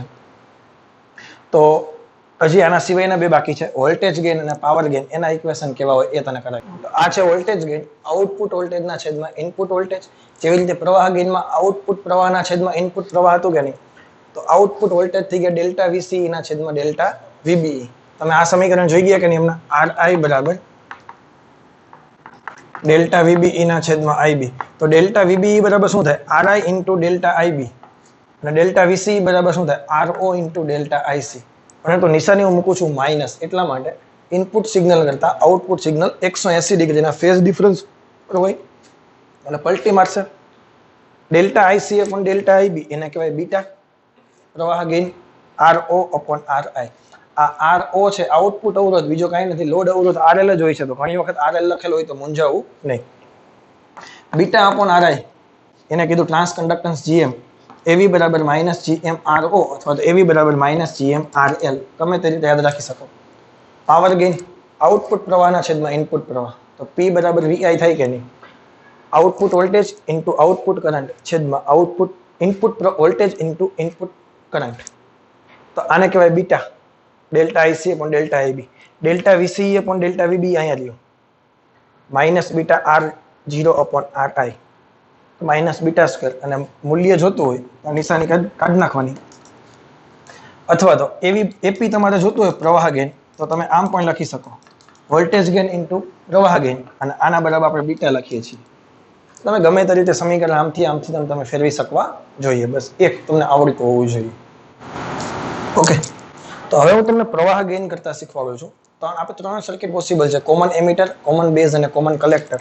એમાં તમને પ્રવાહ ગેઇન કોમન એમીટર માટે તમને ખબર છે, જેને તમે સંજ્ઞા આપતા હતા બીટા. એવી રીતે કોમન બેઝ માટે પણ પૂછાઈ શકે, કોમન કલેક્ટર માટે પણ પૂછાઈ શકે. તો આની ટ્રીક શું છે? હવે તમે કોમન એમીટર સર્કિટ તમે યાદ કરો. કોમન એમીટર સર્કિટ તને ખબર છે શું છે? એમીટર કોમન છે, તો ડાબી બાજુ બેઝ છે અને જમણી બાજુ કલેક્ટર છે. તો આ થઈ ગયું આઉટપુટ, આ થઈ ગયું ઇનપુટ. એટલે અહીંયા આના માટે લખી છું BEC લખ્યા તમે. ક્લિયર? જો એક ટ્રીક છે, ધ્યાન રાખજો. તો આના માટે બીટા લખીએ છીએ આપણે. તો આ થઈ ગયું આઉટપુટ, આ થઈ ગયું ઇનપુટ. IC ના છેદમાં IB. આ ક્લિયર છે? હવે મારે બેઝ ને કોમન કરવું હોય તો બેઝ ને વચ્ચે બેસાડી દેવાનું. તો હવે શું થશે? EBC. તો બેઝ માટે લખી નાખીએ આપણે આલ્ફા. તો શું થશે? IC ના છેદમાં IE. આ થઈ ગયું એનું આઉટપુટ, આ થઈ ગયું એનું ઇનપુટ. અહીંયા IC છે એ 0.95% IE છે અને આ IE છે 100%. તમે ગણો તો એપ્રોક્સિમેટ 1 ની આજુબાજુ આવે છે. એટલે આલ્ફા અને બીટા, આ તો તમને ખબર છે 10 થી 1000 ની વચ્ચે આવે છે. તો આલ્ફા અને બીટા થોડુંક કામનું છે. તો એમાંથી તમને ક્વેશ્ચન પૂછી શકે આલ્ફા અને બીટા વચ્ચેનો રિલેશન શું થાય. તો એક ટોપિક તને કરાવી દઉં છું ખાલી. તને ખબર છે IE બરાબર શું થાય છે? IB વત્તા IC. આ તો ખબર પડી કે નહીં? આપણે આને IC વડે ભાંગી નાખીએ. IC ના છેદમાં IE ના છેદમાં IC, IB ના છેદમાં IC વત્તા 1. હવે જો IB ના છેદમાં IC નથી, IC ના છેદમાં IB છે, IC ના છેદમાં IE છે, અહીંયા IE ના છેદમાં IC છે, તો અંશને છેદમાં જવા દો. ઇઝ ઇક્વલ ટુ વર્ગના છેદમાં IC ના છેદમાં IB વત્તા 1. આ થઈ ગયું આલ્ફા. 1 ના છેદમાં આલ્ફા, 1 ના છેદમાં બીટા વત્તા 1. આ એક વસ્તુ તારા માટે કામની છે. આના આધારે તો લોટ્સ ઓફ MCQ થઈ શકે છે. ટ્રાય કરીએ કે મેક્સિમમ MCQ પ્રેક્ટિસ આમાંથી કરી શકીએ આપણે. આ જે પ્રોબ્લેમ છે એ છે એમ્સ 2015. હવે જો આમાં 3 પ્રકારના પ્રોબ્લેમ પૂછી શકે. આપણી ઇનપુટ સર્કિટ, આપણી આઉટપુટ સર્કિટ. હવે સાંભળીએ.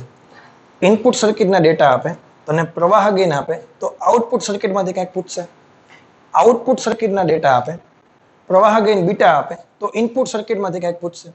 અથવા ઇનપુટ સર્કિટના ડેટા આપે, આઉટપુટ સર્કિટના ડેટા આપે, તો તને બીટા પૂછે. આ ત્રણની બરોબર એક પણ ક્વેશ્ચન આમાંથી જશે નહીં. ઇનપુટ આપે, બીટા આપે, તો આઉટપુટમાંથી કંઈક પૂછશે. આઉટપુટ આપે, બીટા આપે, તો ઇનપુટમાંથી કંઈક પૂછશે. ઇનપુટ અને આઉટપુટ બંને આપે તો બીટા તને પૂછશે. અત્યારે common emitter, most of common emitter 99.99% પૂછાવાના ચાન્સ કોમન એમીટરના છે. For the given NPN transistor RB આપી દીધા છે કેટલા? 100 kilo ohm. The potential drop across the base emitter junction, base અને emitter junction, આ તને આપ્યા. શું થયા? VBE કેટલા છે? 0.6 વોલ્ટ. Then find VBB, આ આપણે જોઈએ છે. If IC is equal to 1 milliampere. Okay, પહેલા ડ્રો કરી લ્યો.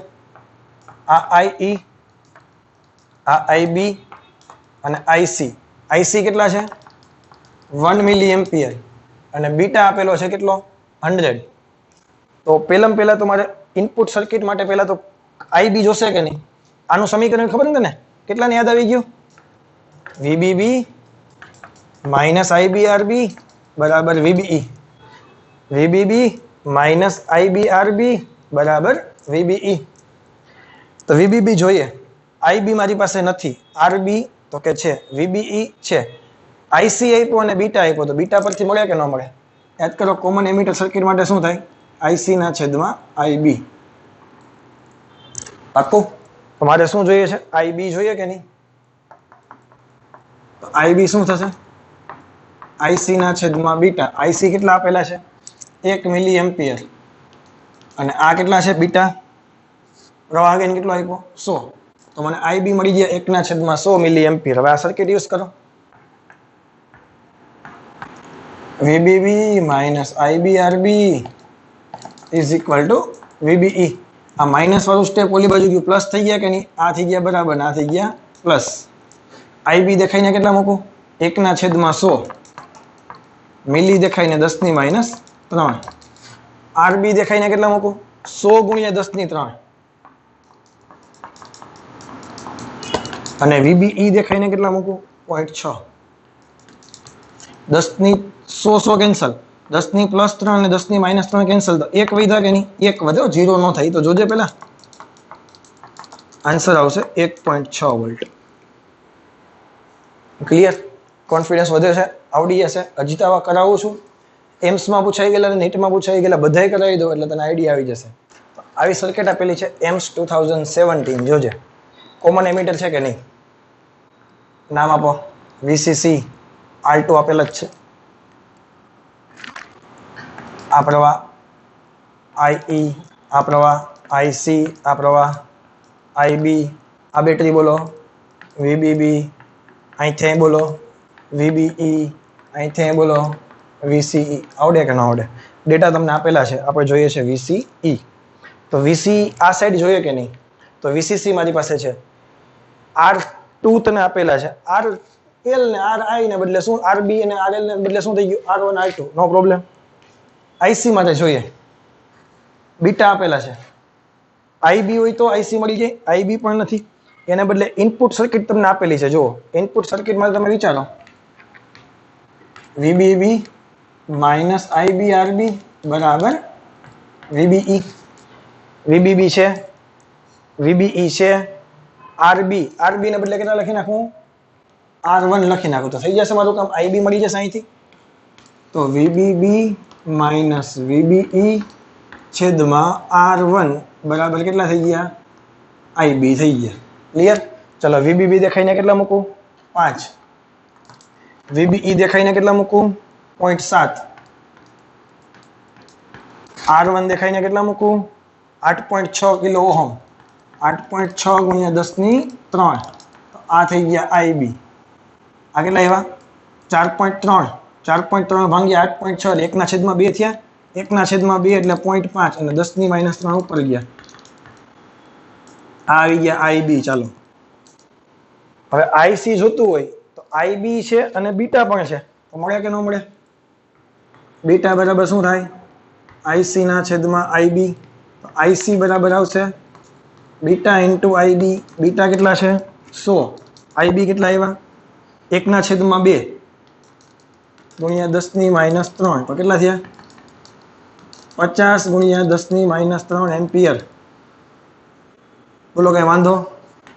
નો વાંધો. ચાલો, આઈસી મળી ગયા, આઈબી મળી ગયા. આઈસી નો મળી ગયા પછી તો ડાયરેક્ટ વીસીસી વાળી સર્કિટ લગાવો. આઉટપુટ સર્કિટ વીસીસી માઇનસ આઈસીઆર2 બરાબર વીસીઈ. હવે કિર્ચોફનો નિયમ જ છે, બીજું કઈ છે જ નહીં એમાં. વીસીસી માઇનસ આઈસીઆરસી બરાબર વીસીઈ. શું જોઈએ? વીસીઈ જોઈએ ને. તો વીસીસી દેખાઈને કેટલા મૂકું? 10. આઈસી દેખાઈને કેટલા મૂકું?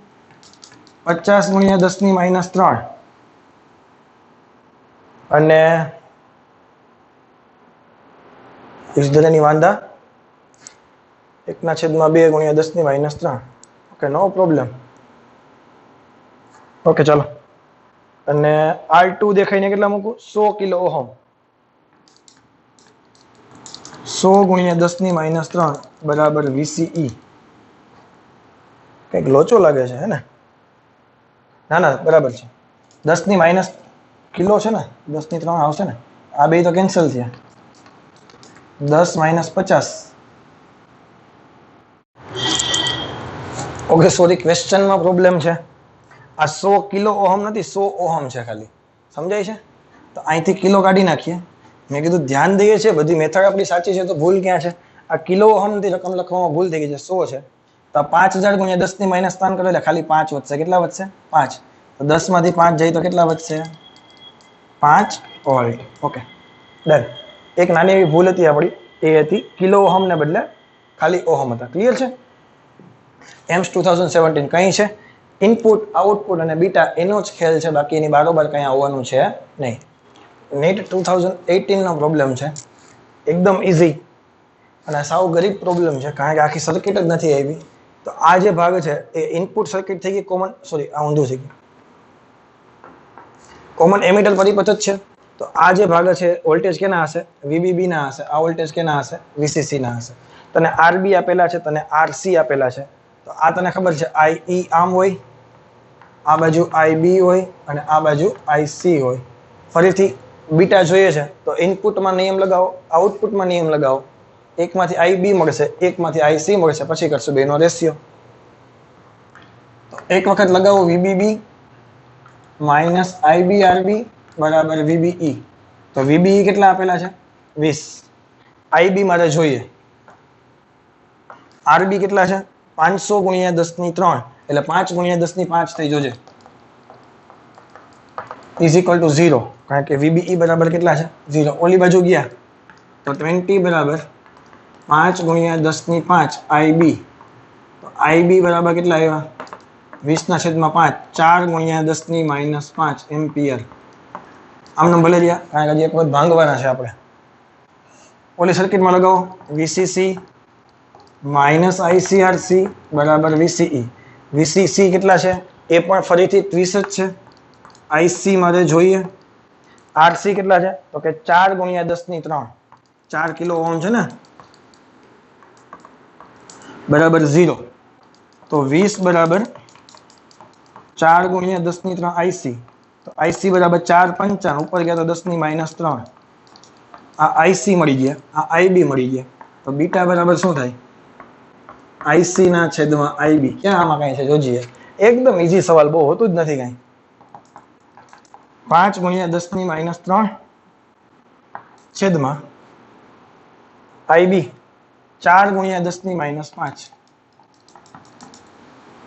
તો શું થયું 5 ના છેદમાં 4 ઉપર ગયા 10 ની 5 થયા તો 100 થયા ને 25 ચોક 100 25 5 125 બીટાની કિંમત કેટલી આવી 125 એટલે પ્રવાહ ગેઇન છે એ 125 ગણો થશે નીટ 2018 નો સવાલ 19 માં નથી પૂછાઈ ગયેલો તો 20 માં પૂછાઈ શકે ફરીથી પાછા ઓકે તો એન્સ માં પૂછાઈ ગયેલો સવાલ છે 2018 માં જ સેમ સ્ટ્રક્ચર દેખાય કે નહીં આ શું છે VBB આ શું છે VCC આ શું છે RC આ શું છે RB આ શું હોય VBE આ શું હોય VCE આમ શું થાય IE IB IC તને VBE આપેલા છે VCE જોઈએ બીટા આપેલા છે તમને કીધું ઇનપુટ સર્કિટ પરથી તને શું મળશે VBB ખબર VBE ખબર RB ખબર શું નથી IB તો અહીંથી પહેલા IB મળી જશે પછી બીટા મૂકીશ એટલે IC મળી જશે અને પછી આ સર્કિટમાં મૂકશો એટલે VCE મળી જશે આવડશે કે નહીં આવડે આ એક તમારા પર છોડું છું તો બસ ટ્રાન્ઝિસ્ટરમાં આટલું છે હું પ્રવાહ ગેઇનના અને MCQ તમને નથી કરાવતો હવે કારણ કે એ તમને હવે આવડી જશે ક્યાં આલ્ફા બીટા મતલબ વોલ્ટેજ ગેઇન પ્રવાહ ગેઇન ઇનપુટ અવરોધ આઉટપુટ અવરોધ એ તમે જૂની ટેક્સ્ટબુકમાં પણ આવા એક્ઝામ્પલ હતા અને નીટની તમે કોઈ પણ બુકમાંથી પ્રિપેરેશન કરતા હશો એમાં પણ તમને એક ક્વેશ્ચન મળી જશે અને ઇક્વેશન બેઝ છે એટલે એમાં મારી કંઈ જરૂર પડશે નહીં ક્યાં ઇક્વેશન હતા RI RO આ શું હતું delta VBE upon delta IB delta VCE upon delta IC પછી બીટા હતું delta IC upon delta IB, આ કોમન એમીટરની વાત કરું છું. ત્યારબાદ તમે વોલ્ટેજ ગેઇન જોઈ ગયા હતા એવી, પછી આ બધા સમીકરણ મૂક્યા હતા આપણે. એવી બરાબર આવતું હતું beta R O upon R I. પછી જીએમ સમીકરણ 2 હતા, beta upon R I delta IC upon delta VBE. ત્યારબાદ પાવર ગેઇન હતો beta square R O upon R I. તો આ ઇક્વેશન આધારે ગમે તે એમસીક્યુ હોય તો થોડીક પ્રેક્ટિસ કરી લેજો, તમારા પર છોડું છું, કારણ કે આમાં એમસીક્યુ સિવાય બીજું કાંઈ છે નહીં. મારું કામ હતું જે મહત્વની વસ્તુ પૂછાય છે એ તમને કરાવવાનું. મેં તમને જે કંઈ પ્રોબ્લેમ પૂછાતા હતા સેમ ટુ સેમ કરાવી દીધા, એટલે તમને આઈડિયા આવે કે કયા લેવલનું આમાંથી પૂછાય છે. હવે સૌથી ઇઝી ટોપિક આપણો બાકી છે અને એ છે લોજિક ગેટ. કંઈ એમાં છે અને એકદમ ઇઝી ટોપિક છે. નોર્મલી આપણી ટેક્સ્ટબુકમાં ક્યાં ક્યાં ગેટ છે? OR gate, AND gate, NOT gate, NOR અને નેન્ડ ગેટ. હું તમને હજી એક એક્સ્ટ્રા ગેટ કરાવવાનો છું, એ ગેટ છે એક્સક્લુઝિવ ઓર ગેટ. ક્લિયર છે? તો વન બાય વન બધા ગેટ જોઈ લઈએ એટલે આપણે બધા કોન્સેપ્ટ એમાં ક્લિયર થઈ જાય. અને મેઇન વસ્તુ મારે જે કરાવવાની છે એ ડી મોર્ગનના નિયમો છે, એના આધારે નીટમાં એમસીક્યુ પૂછાય તો કેવા હોય. લોજિક ગેટનો એમસીક્યુ મોસ્ટ ઓફ એક્ઝામમાં નીટમાં તમને જોવા મળશે. રોકડા 4 નંબર તમને આપશે. આજનો જે ક્રેશ કોર્સમાં ગેટ કરાવું છું એટલું કરી લેશો તો પણ ઇનફ છે. એક પ્રોબ્લેમ તમારાથી નીટમાં આરામથી લાગી જશે. સમજાય છે? તો આ 5 ગેટ છે, 5 ગેટ વન બાય વન તને સમજાવું છું. આ જસ્ટ ખાલી ફોટો પાડો હોય તો પાડી લ્યો, પછી હું તમને ચેકીને ફરીથી વન બાય વન ગેટ બધા કરાવતો જાઉં છું. તો પેલો ગેટ છે ઓર ગેટ છે. ઓર ગેટ છે એ સરવાળાનું કામ કરે છે. સિમ્પલ ટ્રીક છે ખાલી, બાકી બલ્બ ને સ્વિચની વાળી ટ્રીકની મદદથી સમજી શકાય છે. તો આ ઓર ગેટનો સિમ્બોલ છે. હું ટ્રુથ ટેબલની મદદથી તને સમજાવવા માંગુ છું. તો આ એ ઇનપુટ, આ બી ઇનપુટ અને આ છે એનું આઉટપુટ, અથવા તો એનું તમે કહી શકો બુલિયન સમીકરણ વાય. ક્લિયર છે? તો એ શું થશે? એ પ્લસ બી થશે. બાઇનરી સિસ્ટમમાં કામ કરે 0 1 સિવાય તને બીજું કંઈ દેખાશે નહીં. આઉટપુટ મળે તો 1, ના મળે તો 0. તો મારી પાસે 2 ઇનપુટ છે અને 1 આઉટપુટ છે. તો કાં તો બંને ઇનપુટ 0 હોઈ શકે, કાં તો એ 0 હોઈ શકે, બી 1 હોઈ શકે, કાં તો આ 1 હોઈ શકે, આ 0 હોઈ શકે, અથવા તો બંને ઇનપુટ 1 હોઈ શકે. આનાથી બીજી પોસિબિલિટી છે નહીં. તો જેમ સરવાળા કરતા હતા એમ જ સરવાળા કરી દેવાના, એટલે તમારા ઓર ગેટનો ટ્રુથ ટેબલ બની શકે 0 0 0 0 1 1 1 0 1 1 1 1 0 વત્તા 0 0 0 વત્તા 1 1 1 વત્તા 0 1. 1 ને 1 2, પણ 2 શક્ય છે ને, એટલે કેટલા લખશું આપણે? 1. તો આ ઓર ગેટ થઈ ગયો છે. એનું ટ્રુથ ટેબલ કંઈ છે નહીં, બહુ સિમ્પલ છે. ફટાફટ બધા અમને ખબર નહીં પડે, પૂરું થઈ જશે તોય. ત્યારબાદ છે એન્ડ ગેટ. એનું બુલિયન સમીકરણ છે. એ ગુણાકારનું કામ કરે. કેનું કામ કરે છે? ગુણાકારનું કામ કરે છે. આ એની સંજ્ઞા થઈ ગઈ એ એન ડી. આ ડી પરથી ડી જેવું યાદ રાખવાનું, બાકી ઓર અને એન્ડમાં સંજ્ઞા આડાવડી ના થઈ જાય. તો આ બાજુ 2 ઇનપુટ આપી દો તો આઉટપુટ તને શું મળે? એ ડોટ બી. એ એન્ડ બી વચાય, બાદ આપણે એ ડોટ બી બોલીએ છીએ. પહેલામાં શું વચાય? એ ઓર બી. આ તો એ પ્લસ બી વાંચીએ આપણે, બાકી ખરેખર શું વચાય? એ ઓર બી. એ બી એ એન્ડ બી. ચલો આ 0 0 0 1 1 0 1 1. જેમ ગુણાકાર કરતા હોય એની જેમ કરી શકો. 0 0 0 0 1 0 1 0 0 1 1 1. 0 અને 0 નો ગુણાકાર 0, 0 અને 1 નો ગુણાકાર 0. એવી રીતે તમે પણ કરી શકો. તો આ થઈ ગયો એન્ડ ગેટ. ત્યારબાદ છે નોટ ગેટ. ઉલટું કામ કરે. તમે જે ઇનપુટ આપો એને એક જ ઇનપુટ હોય ને એક જ આઉટપુટ હોય. તમે ઇનપુટ એ આપો તો એને પલટાવી નાખે, મતલબ આ 0 હોય તો આ 1 કરી દે, અને આ 1 હોય તો આ 0 કરી દે. તો આમાં એક જ ઇનપુટ હશે. જો ઇનપુટ 0 હોય તો આઉટપુટ 1 મળે, આઉટપુટ 1 ઇનપુટ 1 હોય તો આઉટપુટ 0 મળે. આ થઈ ગયું નોટ ગેટ. તો આ 3 મેઇન ગેટ હતા. ત્યારબાદ બેના કોમ્બિનેશન કરીએ આપણે. કેનું? તો કે ઓર ગેટ અને નોટ ગેટનું કોમ્બિનેશન કરીએ તો આપણને જે ગેટ મળે છે એ ગેટ છે નોર ગેટ. કયો ગેટ મળે છે? નોર ગેટ. ફોર એક્ઝામ્પલ આ ઓર ગેટ કોમ્બિનેશન કર્યું નોટ ગેટ સાથે, તો આપણને જે પરિણામી ગેટ મળશે આ થઈ ગઈ નોર ગેટની સંજ્ઞા. કેની થઈ ગઈ? નોર ગેટની સંજ્ઞા. આ એ બી ઓર ગેટમાં જાય એટલે એનો સરવાળો થાય, અને ડોટમાંથી પસાર થશે એટલે એનો માથે સંજ્ઞા લાગશે નોટની. આ ભેજામાં જાય છે. એ બી એ પ્લસ બી અને એ પ્લસ બી તો વાંચીએ, બાકી વચ્ચે શું એ ઓર બી 0 0 0 1 1 0 1 1. ચાલો 0 0 0 0 ને 1 1 ને 0 1 1 ને 1 1. આને પલટાવી નાખવાના. 0 છે ત્યાં 1 આ ભેજામાં ગયું. તો અહીંથી ડી મોર્ગન રૂલ આવશે, હું થોડીક વાર પછી તને કરાવું છું. તો આ થઈ ગયું નોર ગેટ. એવી રીતે ગેટ છે નેન્ડ ગેટ. એન્ડ ગેટ અને નોટ ગેટનું બેનું કોમ્બિનેશન નેન્ડ ગેટ.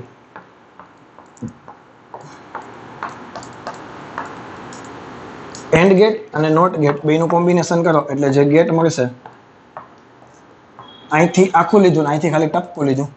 આ એ, આ બી, આમાંથી પસાર થાય તો એ ડોટ બી અને આમાંથી પસાર થાય તો માથે 12. તો પહેલા input A, input B, A and B, A and B ઉપર 12.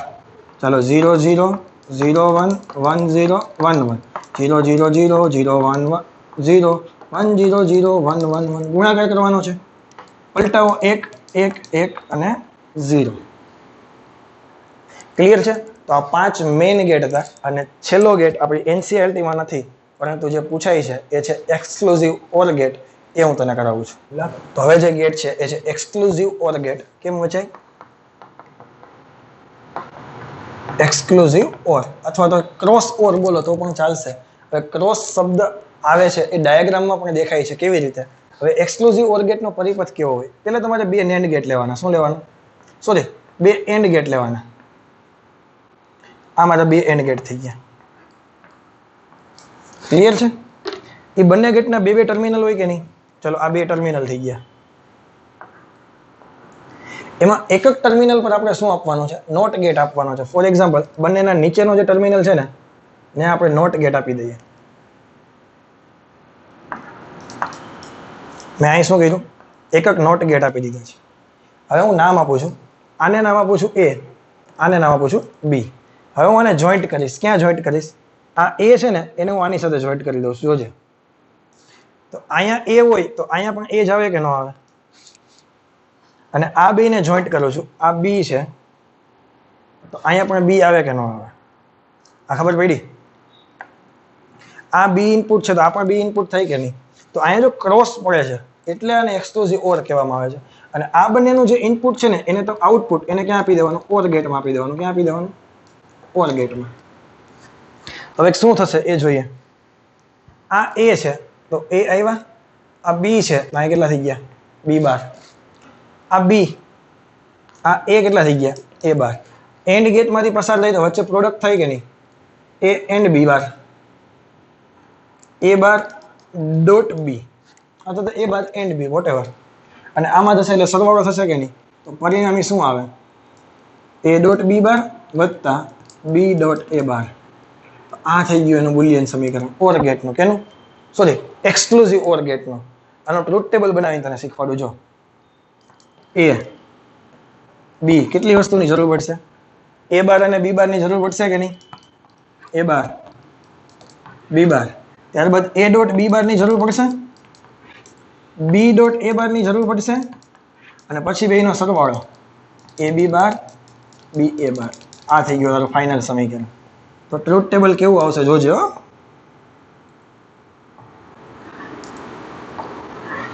ચાલો 0 0 0 1 1 0 1 1. પહેલા તો શું કરશું? એક નો એ 12 કરું કે નહીં? તો 0 છે ત્યાં 1, 0 છે ત્યાં 1, 1 છે ત્યાં 0, 1 છે ત્યાં 0. આના માટે બી છે 0 છે ત્યાં 1, 1 છે ત્યાં 0, 0 છે ત્યાં 1, 1 છે ત્યાં 0. એ 12 બી 12 થઈ ગયા. હવે એ બી 12 ની જરૂર છે તો એ અને બી 12 એટલે આ લાઈન, આ બેનો ગુણાકાર કરો. 0 × 1 0, 0 × 0 0, 1 × 1 1 × 0. ત્યારબાદ બી એ 12. હવે આ બેની 0 1 0 1 1 1 0 0 0 1 0 0. હવે આ બેનો સરવાળો કરવાનો છે. 0 0 0 0 1 1 1 0 1 0 0 0. એજામાં ગયું તો ખરેખર શું થયું આના સામું જુઓ બંને ઇનપુટ સમાન છે તો આઉટપુટ 0 આવે છે બંને ઇનપુટ ડિફરન્ટ છે તો આઉટપુટ 1 આવે છે તો બસ આ જ એક્સક્લુઝિવ ઓર ગેટની ખાસિયત છે કે જ્યારે બંને ઇનપુટ સમાન તો આઉટપુટ કેવું આવશે 0 અને બંને ઇનપુટ જુદા જુદા ડિફરન્ટ ઇનપુટ હોય તો આઉટપુટ કેવું આવશે 1 તો આ એક્સક્લુઝિવ ઓર ગેટની ખાસિયત છે અને આ તને ખબર હોવી જોઈએ એ બી બાર અને વત્તા બી એ બાર એનું બુલિયન સમીકરણ છે ક્લિયર છે હવે ડી મોર્ગનના નિયમ ક્યાં ક્યાં છે એ કરાવી દો તો બસ આ ડી મોર્ગનના બે નિયમ છે કે એ ઓર બી અને ઉપર બાર હોય તો એ બાર ડોટ બી બાર થઈ જાય અને જો વચ્ચે ડોટ હોય ઉપર બાર હોય તો આખા બારમાંથી બંને ઉપર અડધા અડધા બાર આવી જાય અને વચ્ચે કેવા થઈ જાય પ્લસ ઉલટા સુલટા બે લાગુ પડે પછી બીજી વસ્તુ કોઈ પણ સંખ્યાની ઉપર માનો કે એ ડોટ બી બાર છે એની ઉપર બે બાર હોય તો એ બંને બાર નીકળી જાય અને શું થઈ જાય ખાલી શા માટે આવું થાય માનો કે એ ડોટ બી નો ગુણાકાર 0 આવે છે તો આ એને 1 કરશે આ ફરીથી એને 0 કરશે એ ડોટ બી 1 આવશે તો પેલો બાર એને 0 કરશે નોટ છે એટલે અને બીજો છે એને પાછો શું કરશે 1 કરશે સમજાય છે તો એક વસ્તુ એવી સેમ ટુ સેમ એ બાર હોય તો આમ થઈ જાય બી ડબલ બાર હોય તો બી થઈ જાય તો આવા તો વધારાના ઘણા બધા સ્ટેપ આવશે એ જેમ જેમ આપણે આગળ જતા જશું એમસીક્યુમાં એમ આપણે સોલ્વ કરવાના છીએ તો આપણો નવો ટોપિક છે હવે એ છે NAND gate as a building unit મતલબ કે નેન્ડ ગેટ છે એ બિલ્ડિંગ બ્લોક તરીકે કામ કરવાનો છે અને સિમ્પલ ભાષામાં કહું ને તો ટાઇટલ સામે જવા દો નેન્ડ ગેટ છે એને તમે મેઇન જે તમારા 3 ગેટ છે ઓર ગેટ એન્ડ ગેટ અને નોટ ગેટ એમાં તમે રૂપાંતરણ કરી શકો કોને નેન્ડ ગેટને પરંતુ કેવી રીતે તમને આના આધારે એમસીક્યુ પૂછાય કે નેન્ડ ગેટમાંથી એન્ડ ગેટ જોતો હોય તો કેટલા નેન્ડ ગેટની જરૂર પડે નેન્ડ ગેટમાંથી નોટ ગેટ બનાવવા માટે કેટલા નેન્ડ ગેટની જરૂર પડે અથવા તો નેન્ડ ગેટમાંથી ઓર ગેટ બનાવવા માટે કેટલા નેન્ડ ગેટની જરૂર પડે આવા એમસીક્યુ તમને જોવા મળશે અને તમે ગોખતા હોય છો આજથી તમે ગોખશો નહીં તો પહેલા શીખવાડું છું નેન્ડ ગેટમાંથી આપણે કયો ગેટ જોઈએ છે નોટ ગેટ જોઈએ છે તો પહેલા નેન્ડ ગેટ બનાવો આ થઈ ગયો મારો નેન્ડ ગેટ સાંભળી જાય ક્લિયર છે હવે નેન્ડ ગેટમાંથી નોટ ગેટ બનાવવો હોય તો કંઈ નહીં કરવાનું એના બંને ઇનપુટ હોય ને એને સોર્ટ કરી દેવાના એટલે કે બંને ઇનપુટને જોઈન્ટ કરીને એક જ ઇનપુટ બનાવી દેવાનું લખી નાખજે નેન્ડ ગેટમાંથી નોટ ગેટ બનાવવા બંને ઇનપુટને સોલ્ટ કરવા પડે હું લખતો નથી તારે લખી નાખવાનું છે ફરીથી બોલું છું નેન્ડ ગેટના બંને ઇનપુટ સોર્ટ કરતા મળતો ગેટ કયો છે નોર ગેટ છે એનસીઆરટીના સ્વાધ્યાયમાં દાખલો છે એટલે બંને ઇનપુટ એક જ થઈ ગયા કે નહીં ઓલું એ અને બી હતા હવે બંને કેવા થઈ ગયા એ થઈ ગયા તો અહીંયા પણ એ થઈ ગયો આ પણ એ થઈ ગયો કે નહીં તો આમાંથી જ્યારે પસાર થશે તો શું થશે એ ડોટ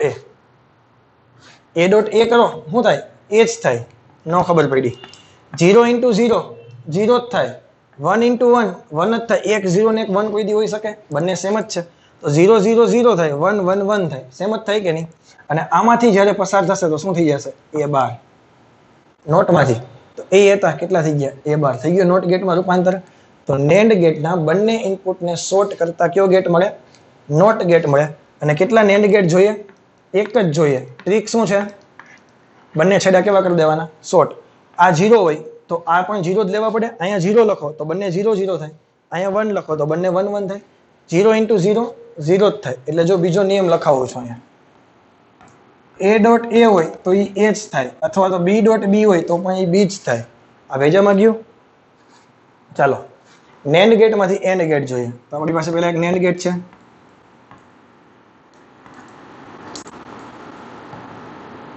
ચાલો અહીંયા શું થશે a અહીંયા શું થાય b આમાં શું થાય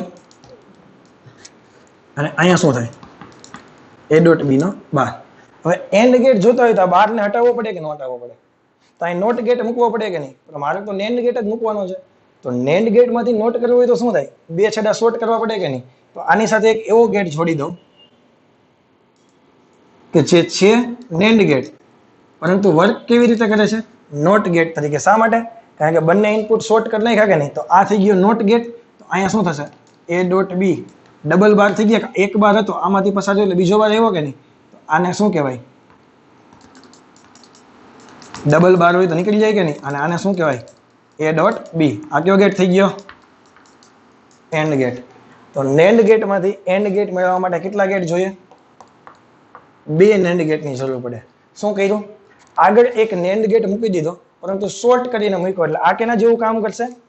નોટ ગેટ જેવું કામ કરે. આ બીજામાં જાય છે. અને ત્રીજો કેસ છે એ નેન્ડ ગેટમાંથી ઓર ગેટમાં કેવી રીતે રૂપાંતરણ થાય. તો ત્રીજો કેસ છે આપણો, નેન્ડ ગેટમાંથી મારે કયો ગેટ જોઈએ છે? ઓર ગેટ જોઈએ છે. કેટલો જોઈએ છે? OR gate. તો થોડુંક ઓલા કરતા કોમ્પ્લિકેટેડ છે. પેલા બે નેન્ડ ગેટ મૂકશું આપણે, પરંતુ બંને શોર્ટ કરીને મૂકું છું. બંનેના ઇનપુટ કેવા કરી દઉં છું? શોર્ટ કરી દઉં છું.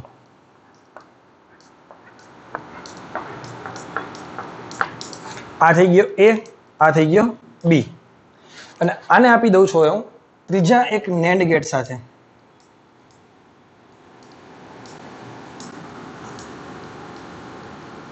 ચાલો હવે આમાં તમે ટ્રાય કરો છીએ. આ એ છે તો આ નોટ ગેટ થઈ ગયો કે નહીં આખો? અહીંયા થઈ જશે એ બાર.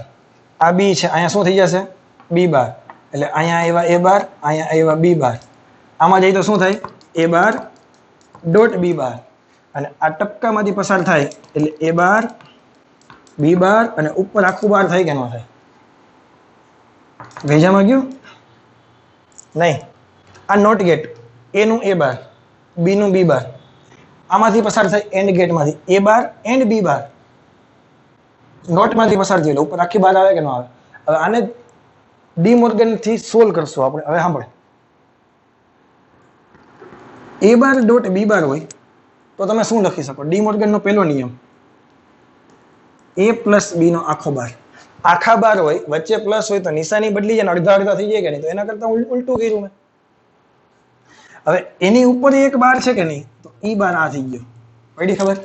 હવે આ બંને બાર છે, આ બંને નોટ ગેટ છે કે નહીં? તો એ કેન્સલ થઈ જશે. તો વચ્ચે શું ખાલી? A plus B. Got it? આ કયો ગેટ છે? ઓર ગેટ છે. તો આના બરાબર શું વધશે? ખાલી ટ્રુથ ટેબલની મદદથી પણ કરી શકો. એ લખવાનું, બી લખવાનું, એ બાર લખવાનું, બી બાર લખવાનું, ગુણાકાર કરવાનો, બાર કરવાનો, પછી એ બી અને પરિણામ જોઈ લેવાનું. જો કરાવું એ બી એ બાર બી બાર એ બાર ડોટ બી બાર એ બાર ડોટ બી બાર નો આખો બાર. ચાલો એક બે કરાવું ખાલી. 0 0 1 1 બે નો ગુણાકાર 1, આનું ઊંધું 0. ચલો 0 1 આનું ઊંધું 1, આનું ઊંધું 0, આ બે નો ગુણાકાર 0 અને એનું વ્યસ્ત 1. હવે જો 0 0 0 0 ને 1 1 ઓર ગેટ જેવું થઈ ગયું. હવે અહીંયા 1 મૂકો, અહીં 0 મૂકો તો અહીં થઈ જશે 0, અહીં થઈ જશે 1, બે નો ગુણાકાર 0, 12 મૂકો એટલે 1 1 1 1 થાય છે ઓર ગેટ જેવું. તો નેન્ડ ગેટમાંથી ઓર ગેટમાં જવા માટે કેટલા ગેટની જરૂર પડે? 3 ગેટની જરૂર પડે. નેન્ડમાંથી નોટમાં જવા એક જ ગેટ શોર્ટ કરીને, નેન્ડમાંથી એન્ડમાં જવા 2 ગેટ, નેન્ડમાંથી ઓરમાં જવા 3 ગેટ. ભેજામાં જાય છે? તો પૂછાય તો આપણને આવડી જવું જોઈએ. હવે આના એમસીક્યુ કરાવી દો એટલે આપણો ગેટ પૂરું થઈ જાય. ઓકે, આપણને એવું કીધું છે કે આ જે આખું સ્ટ્રક્ચર આપ્યું છે એ નીચેનામાંથી ક્યાં 4 ગેટ જેવું, 4માંથી ક્યાં ગેટ જેવું વર્તન કરશે. તો આપણને ખબર છે આ એ છે તો અહીંયા એ આવશે, આ એ આમથી અહીંયા ઉતરી ગયો કે નહીં? આ બી અહીંયા આવી ગયા સીધા, અને આ બી ઉતરીને અહીંયા આવી ગયા. ઓર ગેટમાંથી પસાર થયા એટલે એ ઓર બી. એન્ડ ગેટમાંથી પસાર થયા એ ડોટ બી. એ બંને આમાંથી પસાર થશે તો અહીંયા શું થશે? આ બંનેનો ગુણાકાર કરશે કે નહીં? એટલે એ પ્લસ બી અને એ ડોટ બી એનો શું કરશે? એક મિનિટ સોરી, અહીંયા હે ને નોટ ગેટ છે એટલે જ્યારે આ નોટ ગેટમાંથી પસાર થશે તો શું થશે? એ ડોટ બી બાર થશે. પડી ખબર? જો કારણ કે ભૂલ આપણી હતી અહીંયા ઓર નોટ ગેટ મૂકતા ભૂલાઈ ગયું. આ તો ખબર પડી કે નહીં? એ ઓર બી. આ એન્ડ બી, એ એન્ડ બી આમાંથી પસાર થયા એટલે બાર લઈ ગયું, અને આ બેમાં ફરીથી ગુણાકાર થયો. આને ડી મોર્ગનની મદદથી સોલ્વ કરવાનું અથવા તો ટ્રુથ ટેબલની મદદથી સોલ્વ કરવાનું. ઈઝી ક્યું પડે? ડી મોર્ગન જ ઈઝી પડે ને. તો થોડુંક તમે વિચારો.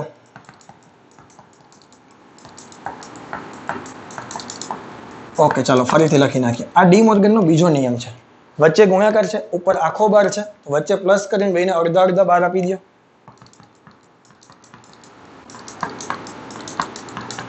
એ નોટ વત્તા બી નોટ. આપણે તો એ બાર વાંચીએ છીએ, બાકી વચાઈશું નોટ એ અને નોટ બી વચાઈએ તો ખબર ને? ब्रेकेट ओपन कर नाखो ए इंटू ए बार ए इंटू बी बार वत्ता बी इंटू ए बार बी इंटू बी बार। હવે તમે વિચારો આ એ હોય આ એ બાર હોય આ 0 હોય તો આ 1 હોય કે નહીં, તો ગુણાકાર 0 થઈ ગયા। આ 1 હોય તો આ 0 હોય કે નહીં, તો ગુણાકાર 0 થઈ ગયો। એટલે બી ડોટ બી બાર અને એ ડોટ એ બાર કેન્સલ। હું જો ખરેખર બાર બોલું છું, બોલવાની મેથડ ખોટી છે મારી, પણ સમજવા માટે ખાલી સાચું છે। બાકી એ ઇન્ટુ નોટ એ બોલાય, A and not A, into પણ ના બોલી શકાય, A and not A, B and not B, અઘરું પડે। એ બાર બી બી બાર, ફટાફટ થાય કે ના થાય? આ શું થયું? ए बी बार बी ए बार केना जेवुं समीकरण छे? बोलो बेटा, एक्सक्लूसिव ओर जेवुं समीकरण छे। केना जेवुं छे? एक्सक्लूसिव ओर जेवुं। आवडे के न आवडे? बहु काई होतुं नथी, डी मोर्गन आपने आवडતું હશે એટલે ફટાફટ બધી વસ્તુ સોલ્વ થવાની છે। હવે જો આ એ આ બી ઓર ગેટમાં જશે એટલે a પ્લસ બી થશે, ડોટમાંથી પસાર થશે a પ્લસ બી ડોટમાં। तो ओर नोर गेटना बे छेड़ा शॉर्ट थया के नहीं? तमे तो नेन्ड गेटना बे छेड़ा शॉर्ट करता शीखाता के नहीं? तो नेन्ड गेटना जेम बे छेड़ा शॉर्ट करता नोट गेट मळे, सेम टू सेम नोट गेटना बे छेड़ा शॉर्ट करता पण नोट गेट ज मळे। चलो आ थई गयो मारो नोर गेट, एना बे इनपुट शॉर्ट करी दो। मानो के अहींया ए मूको तो आमांथी शुं थाय? a plus A. अहींया शुं थयुं? a प्लस ए नो 12। आ भेजामां गयुं। तो a प्लस ए होय तो एने ए ज कहेवाय के न कहेवाय? कारण के 0 + 0 1 थाय, 0 थाय, 1 + 1 1 थाय। तो अहींया शुं थई गयुं? a बार। ए होतो तो a बार थई गयो के नहीं? तो नोंध करीने लखी नाखो। चलो लखो। नेन्ड गेट अने नोट गेटना बंने इनपुट शॉर्ट करता मळतो गेट नोट गेट तरीके वर्ते छे। फरीथी बोलूं, नेन्ड गेट अने नोर गेट ना बंने इनपुट शॉर्ट करता मळतो गेट नोट गेट तरीके वर्ते छे। बहु बधुं जमाई जाय पछी ओटकार बहु बधा आवता होय छे। तो आ गेट क्यो थई गयो? नोट गेट थई गयो। तो अहींया सुधी खबर पड़ी। हवे અહીંથી જ્યારે પસાર થશે તો આવું તો હતું જ, નોટ ગેટ બીજો એક લાગ્યો કે ના લાગ્યો? ઉપરના બંને બાર કેન્સલ થઈ ગયા તો શું થઈ ગયા? a પ્લસ બી। આ કયો ગેટ થઈ ગયો? Or get. જો સરવાળો થઈ ગયો ને, આ બીજામાં ગયું। आ ए आ बी आ नेन्ड गेट ना बन्ने इनपुट शॉर्ट એટલે આ નોટ ગેટ થઈ ગયો। આમાંથી પસાર થાય, આ 0 માંથી પસાર થાય। તો હું બોલું છું 0 ને એવું ભાઈ ખરેખર બોલાય નહીં હો। પાછો નોટ ગેટ છે તો બીજો એક બાર લાગશે કે નહીં? આટલું તો હતું જ, કેટલું? આટલું હતું જ। હજી આમાંથી પસાર થયો હજી એક બાર લઈ ગયા કે નહીં? ઉપરના બે બાર કેન્સલ થઈ ગયા તો અહીં શું વધ્યું? a બાર ડોટ બી બાર। અને ડી મોર્ગન વાપરો એટલે વચ્ચે ટપકું ઉપર અડધા અડધા, તો નિશાની બદલીને આખો મુકાય કે ન મુકાય? આ કયો ગેટ થયો? ઓર ની માથે નોટ, તો આ કયો ગેટ થયો? નોર ગેટ થયો। કયો ગેટ થયો? નોર ગેટ થયો। આવડે કે ન આવડે? એટલે ગમે તે પ્રોબ્લેમ હોય ને ગેરંટી આવડી જશે। એનસીઆરટી ના જે કંઈ આપેલા છે સ્વાધ્યાયમાં એટલા કરી લ્યો અને આજના ક્રેશ કોર્સમાં જે કંઈ કરાવ્યા છે એટલું કરી લેશો, મોર ધેન ઇનફ છે। એક પણ ગેટમાં માર્ક્સ આપણો ખોટો પડશે નહીં।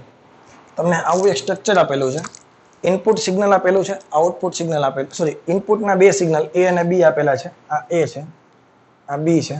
તમારે આનું આઉટપુટ સિગ્નલ કેવું આવે એના 4 ઓપ્શન હશે, 4 માંથી જે સાચો ઓપ્શન આવે તે સિલેક્ટ કરવાનો છે। તો પહેલા તને સોલ્વ કરવું પડે કે નહીં, આપેલો ગેટ છે કયા ગેટ જેવું વર્તન કરશે? તો a છે નોટમાંથી પસાર થયો a નોટ, b નોટમાંથી પસાર થયો b નોટ, આમાંથી પસાર થયા એટલે એડિશન થશે કે નહીં? a bar dot b bar, sorry a bar plus b બાર, અને નોટમાંથી પસાર થયા એટલે ફરીથી માથે બાર લાગશે કે નહીં? આને ડી મોર્ગન થી સોલ્વ કરો। ક્લિયર? તો વચ્ચે સરવાળો, ઉપર બે અડધા અડધા, તો સરવાળો નીકળી જાય, વચ્ચે ગુણાકાર થઈ જાય અને લાગી જાય આખો બાર, અને ઉપરનો બાર હતો એ આ બાર થઈ ગયો। ઉપરના બંને બાર કેન્સલ થઈ ગયા તો a ડોટ બી કયો ગેટ થઈ ગયો? એન્ડ ગેટ જેવું વર્તન કરશે। હવે જો ઉપરની સ્થિતિ હોય ને એને આપણે 1 કહીએ છીએ, યાદ કરો, અને નીચેની સ્થિતિ હોય એને શું કહીએ છીએ? 0 કહીએ છીએ। તો અહીંયા 1 0 1 0 1 0। હવે બસ આનો આઉટપુટ કેવું થાય? 1 into 1 1, 0 into 0 0 એટલે નીચે આવ્યો, 0 into 1 0, 1 into 0 0, 1 into 1 એટલે 1 એટલે ઉપર ચડવું પડશે પાછું, 0 into 0 એટલે 0. આ તમારો આઉટપુટ તરંગ થઈ ગયું. જે ઓપ્શન તમને આના જેવો દેખાય એ સિલેક્ટ કરી નાખવાનો, તો એટલે આપણા 4 નંબર પાકા. ઓકે, તો બસ સેમિકન્ડક્ટરમાં આટલું છે. બધી જ વસ્તુની ડિસ્કશન કરાવી છે, એક પણ ટોપિક છોડ્યો નથી. જે ટોપિક છોડ્યા છે એ છે transistor as a oscillator, transistor as a switch. આ તમે ટેક્સ્ટબુકમાંથી પણ વાંચી શકશો, એનસીઆરટીમાં નથી, પણ તમે જે કોઈ રેફરન્સ બુક યુઝ કરતા હશો અથવા તો મેં તમને જે ક્લાસમાં કરાવેલું છે એ નોટ્સમાં પણ તમે વાંચી શકશો. તો બસ આટલી વસ્તુ કરાવવાની હતી મારા તરફથી. સેમિકન્ડક્ટરના 2 MCQ કન્ફર્મ આવવાના છે મારા ખ્યાલથી આ વખતની એક્ઝામમાં. એક ટ્રાન્ઝિસ્ટર અને એક આપણા તરફથી જોઈએ તો આપણે જે ટોપિક બાકી છે રેક્ટિફાયર, મે બી એમાંથી આવી શકે. કન્ફર્મ નથી કહેતો, પણ 2019માં નથી પૂછાઈ ગયું તો આવવાની શક્યતા એમાંથી વધારે છે. તો ઘણી બધી વસ્તુ આપણે કરાવી છે ટેક્સ્ટબુકના લેવલ કરતાં બરાબર પ્યોર નીટના લેવલ પર. તો તમારી હવે પ્રેક્ટિસ કરવાની જરૂર છે, બાકી બીજી કાંઈ વસ્તુ ઘટતી નથી. ઓકે, બસ આજના લેક્ચરમાં આટલું રાખીએ છીએ. Thank you very much. Have a nice day.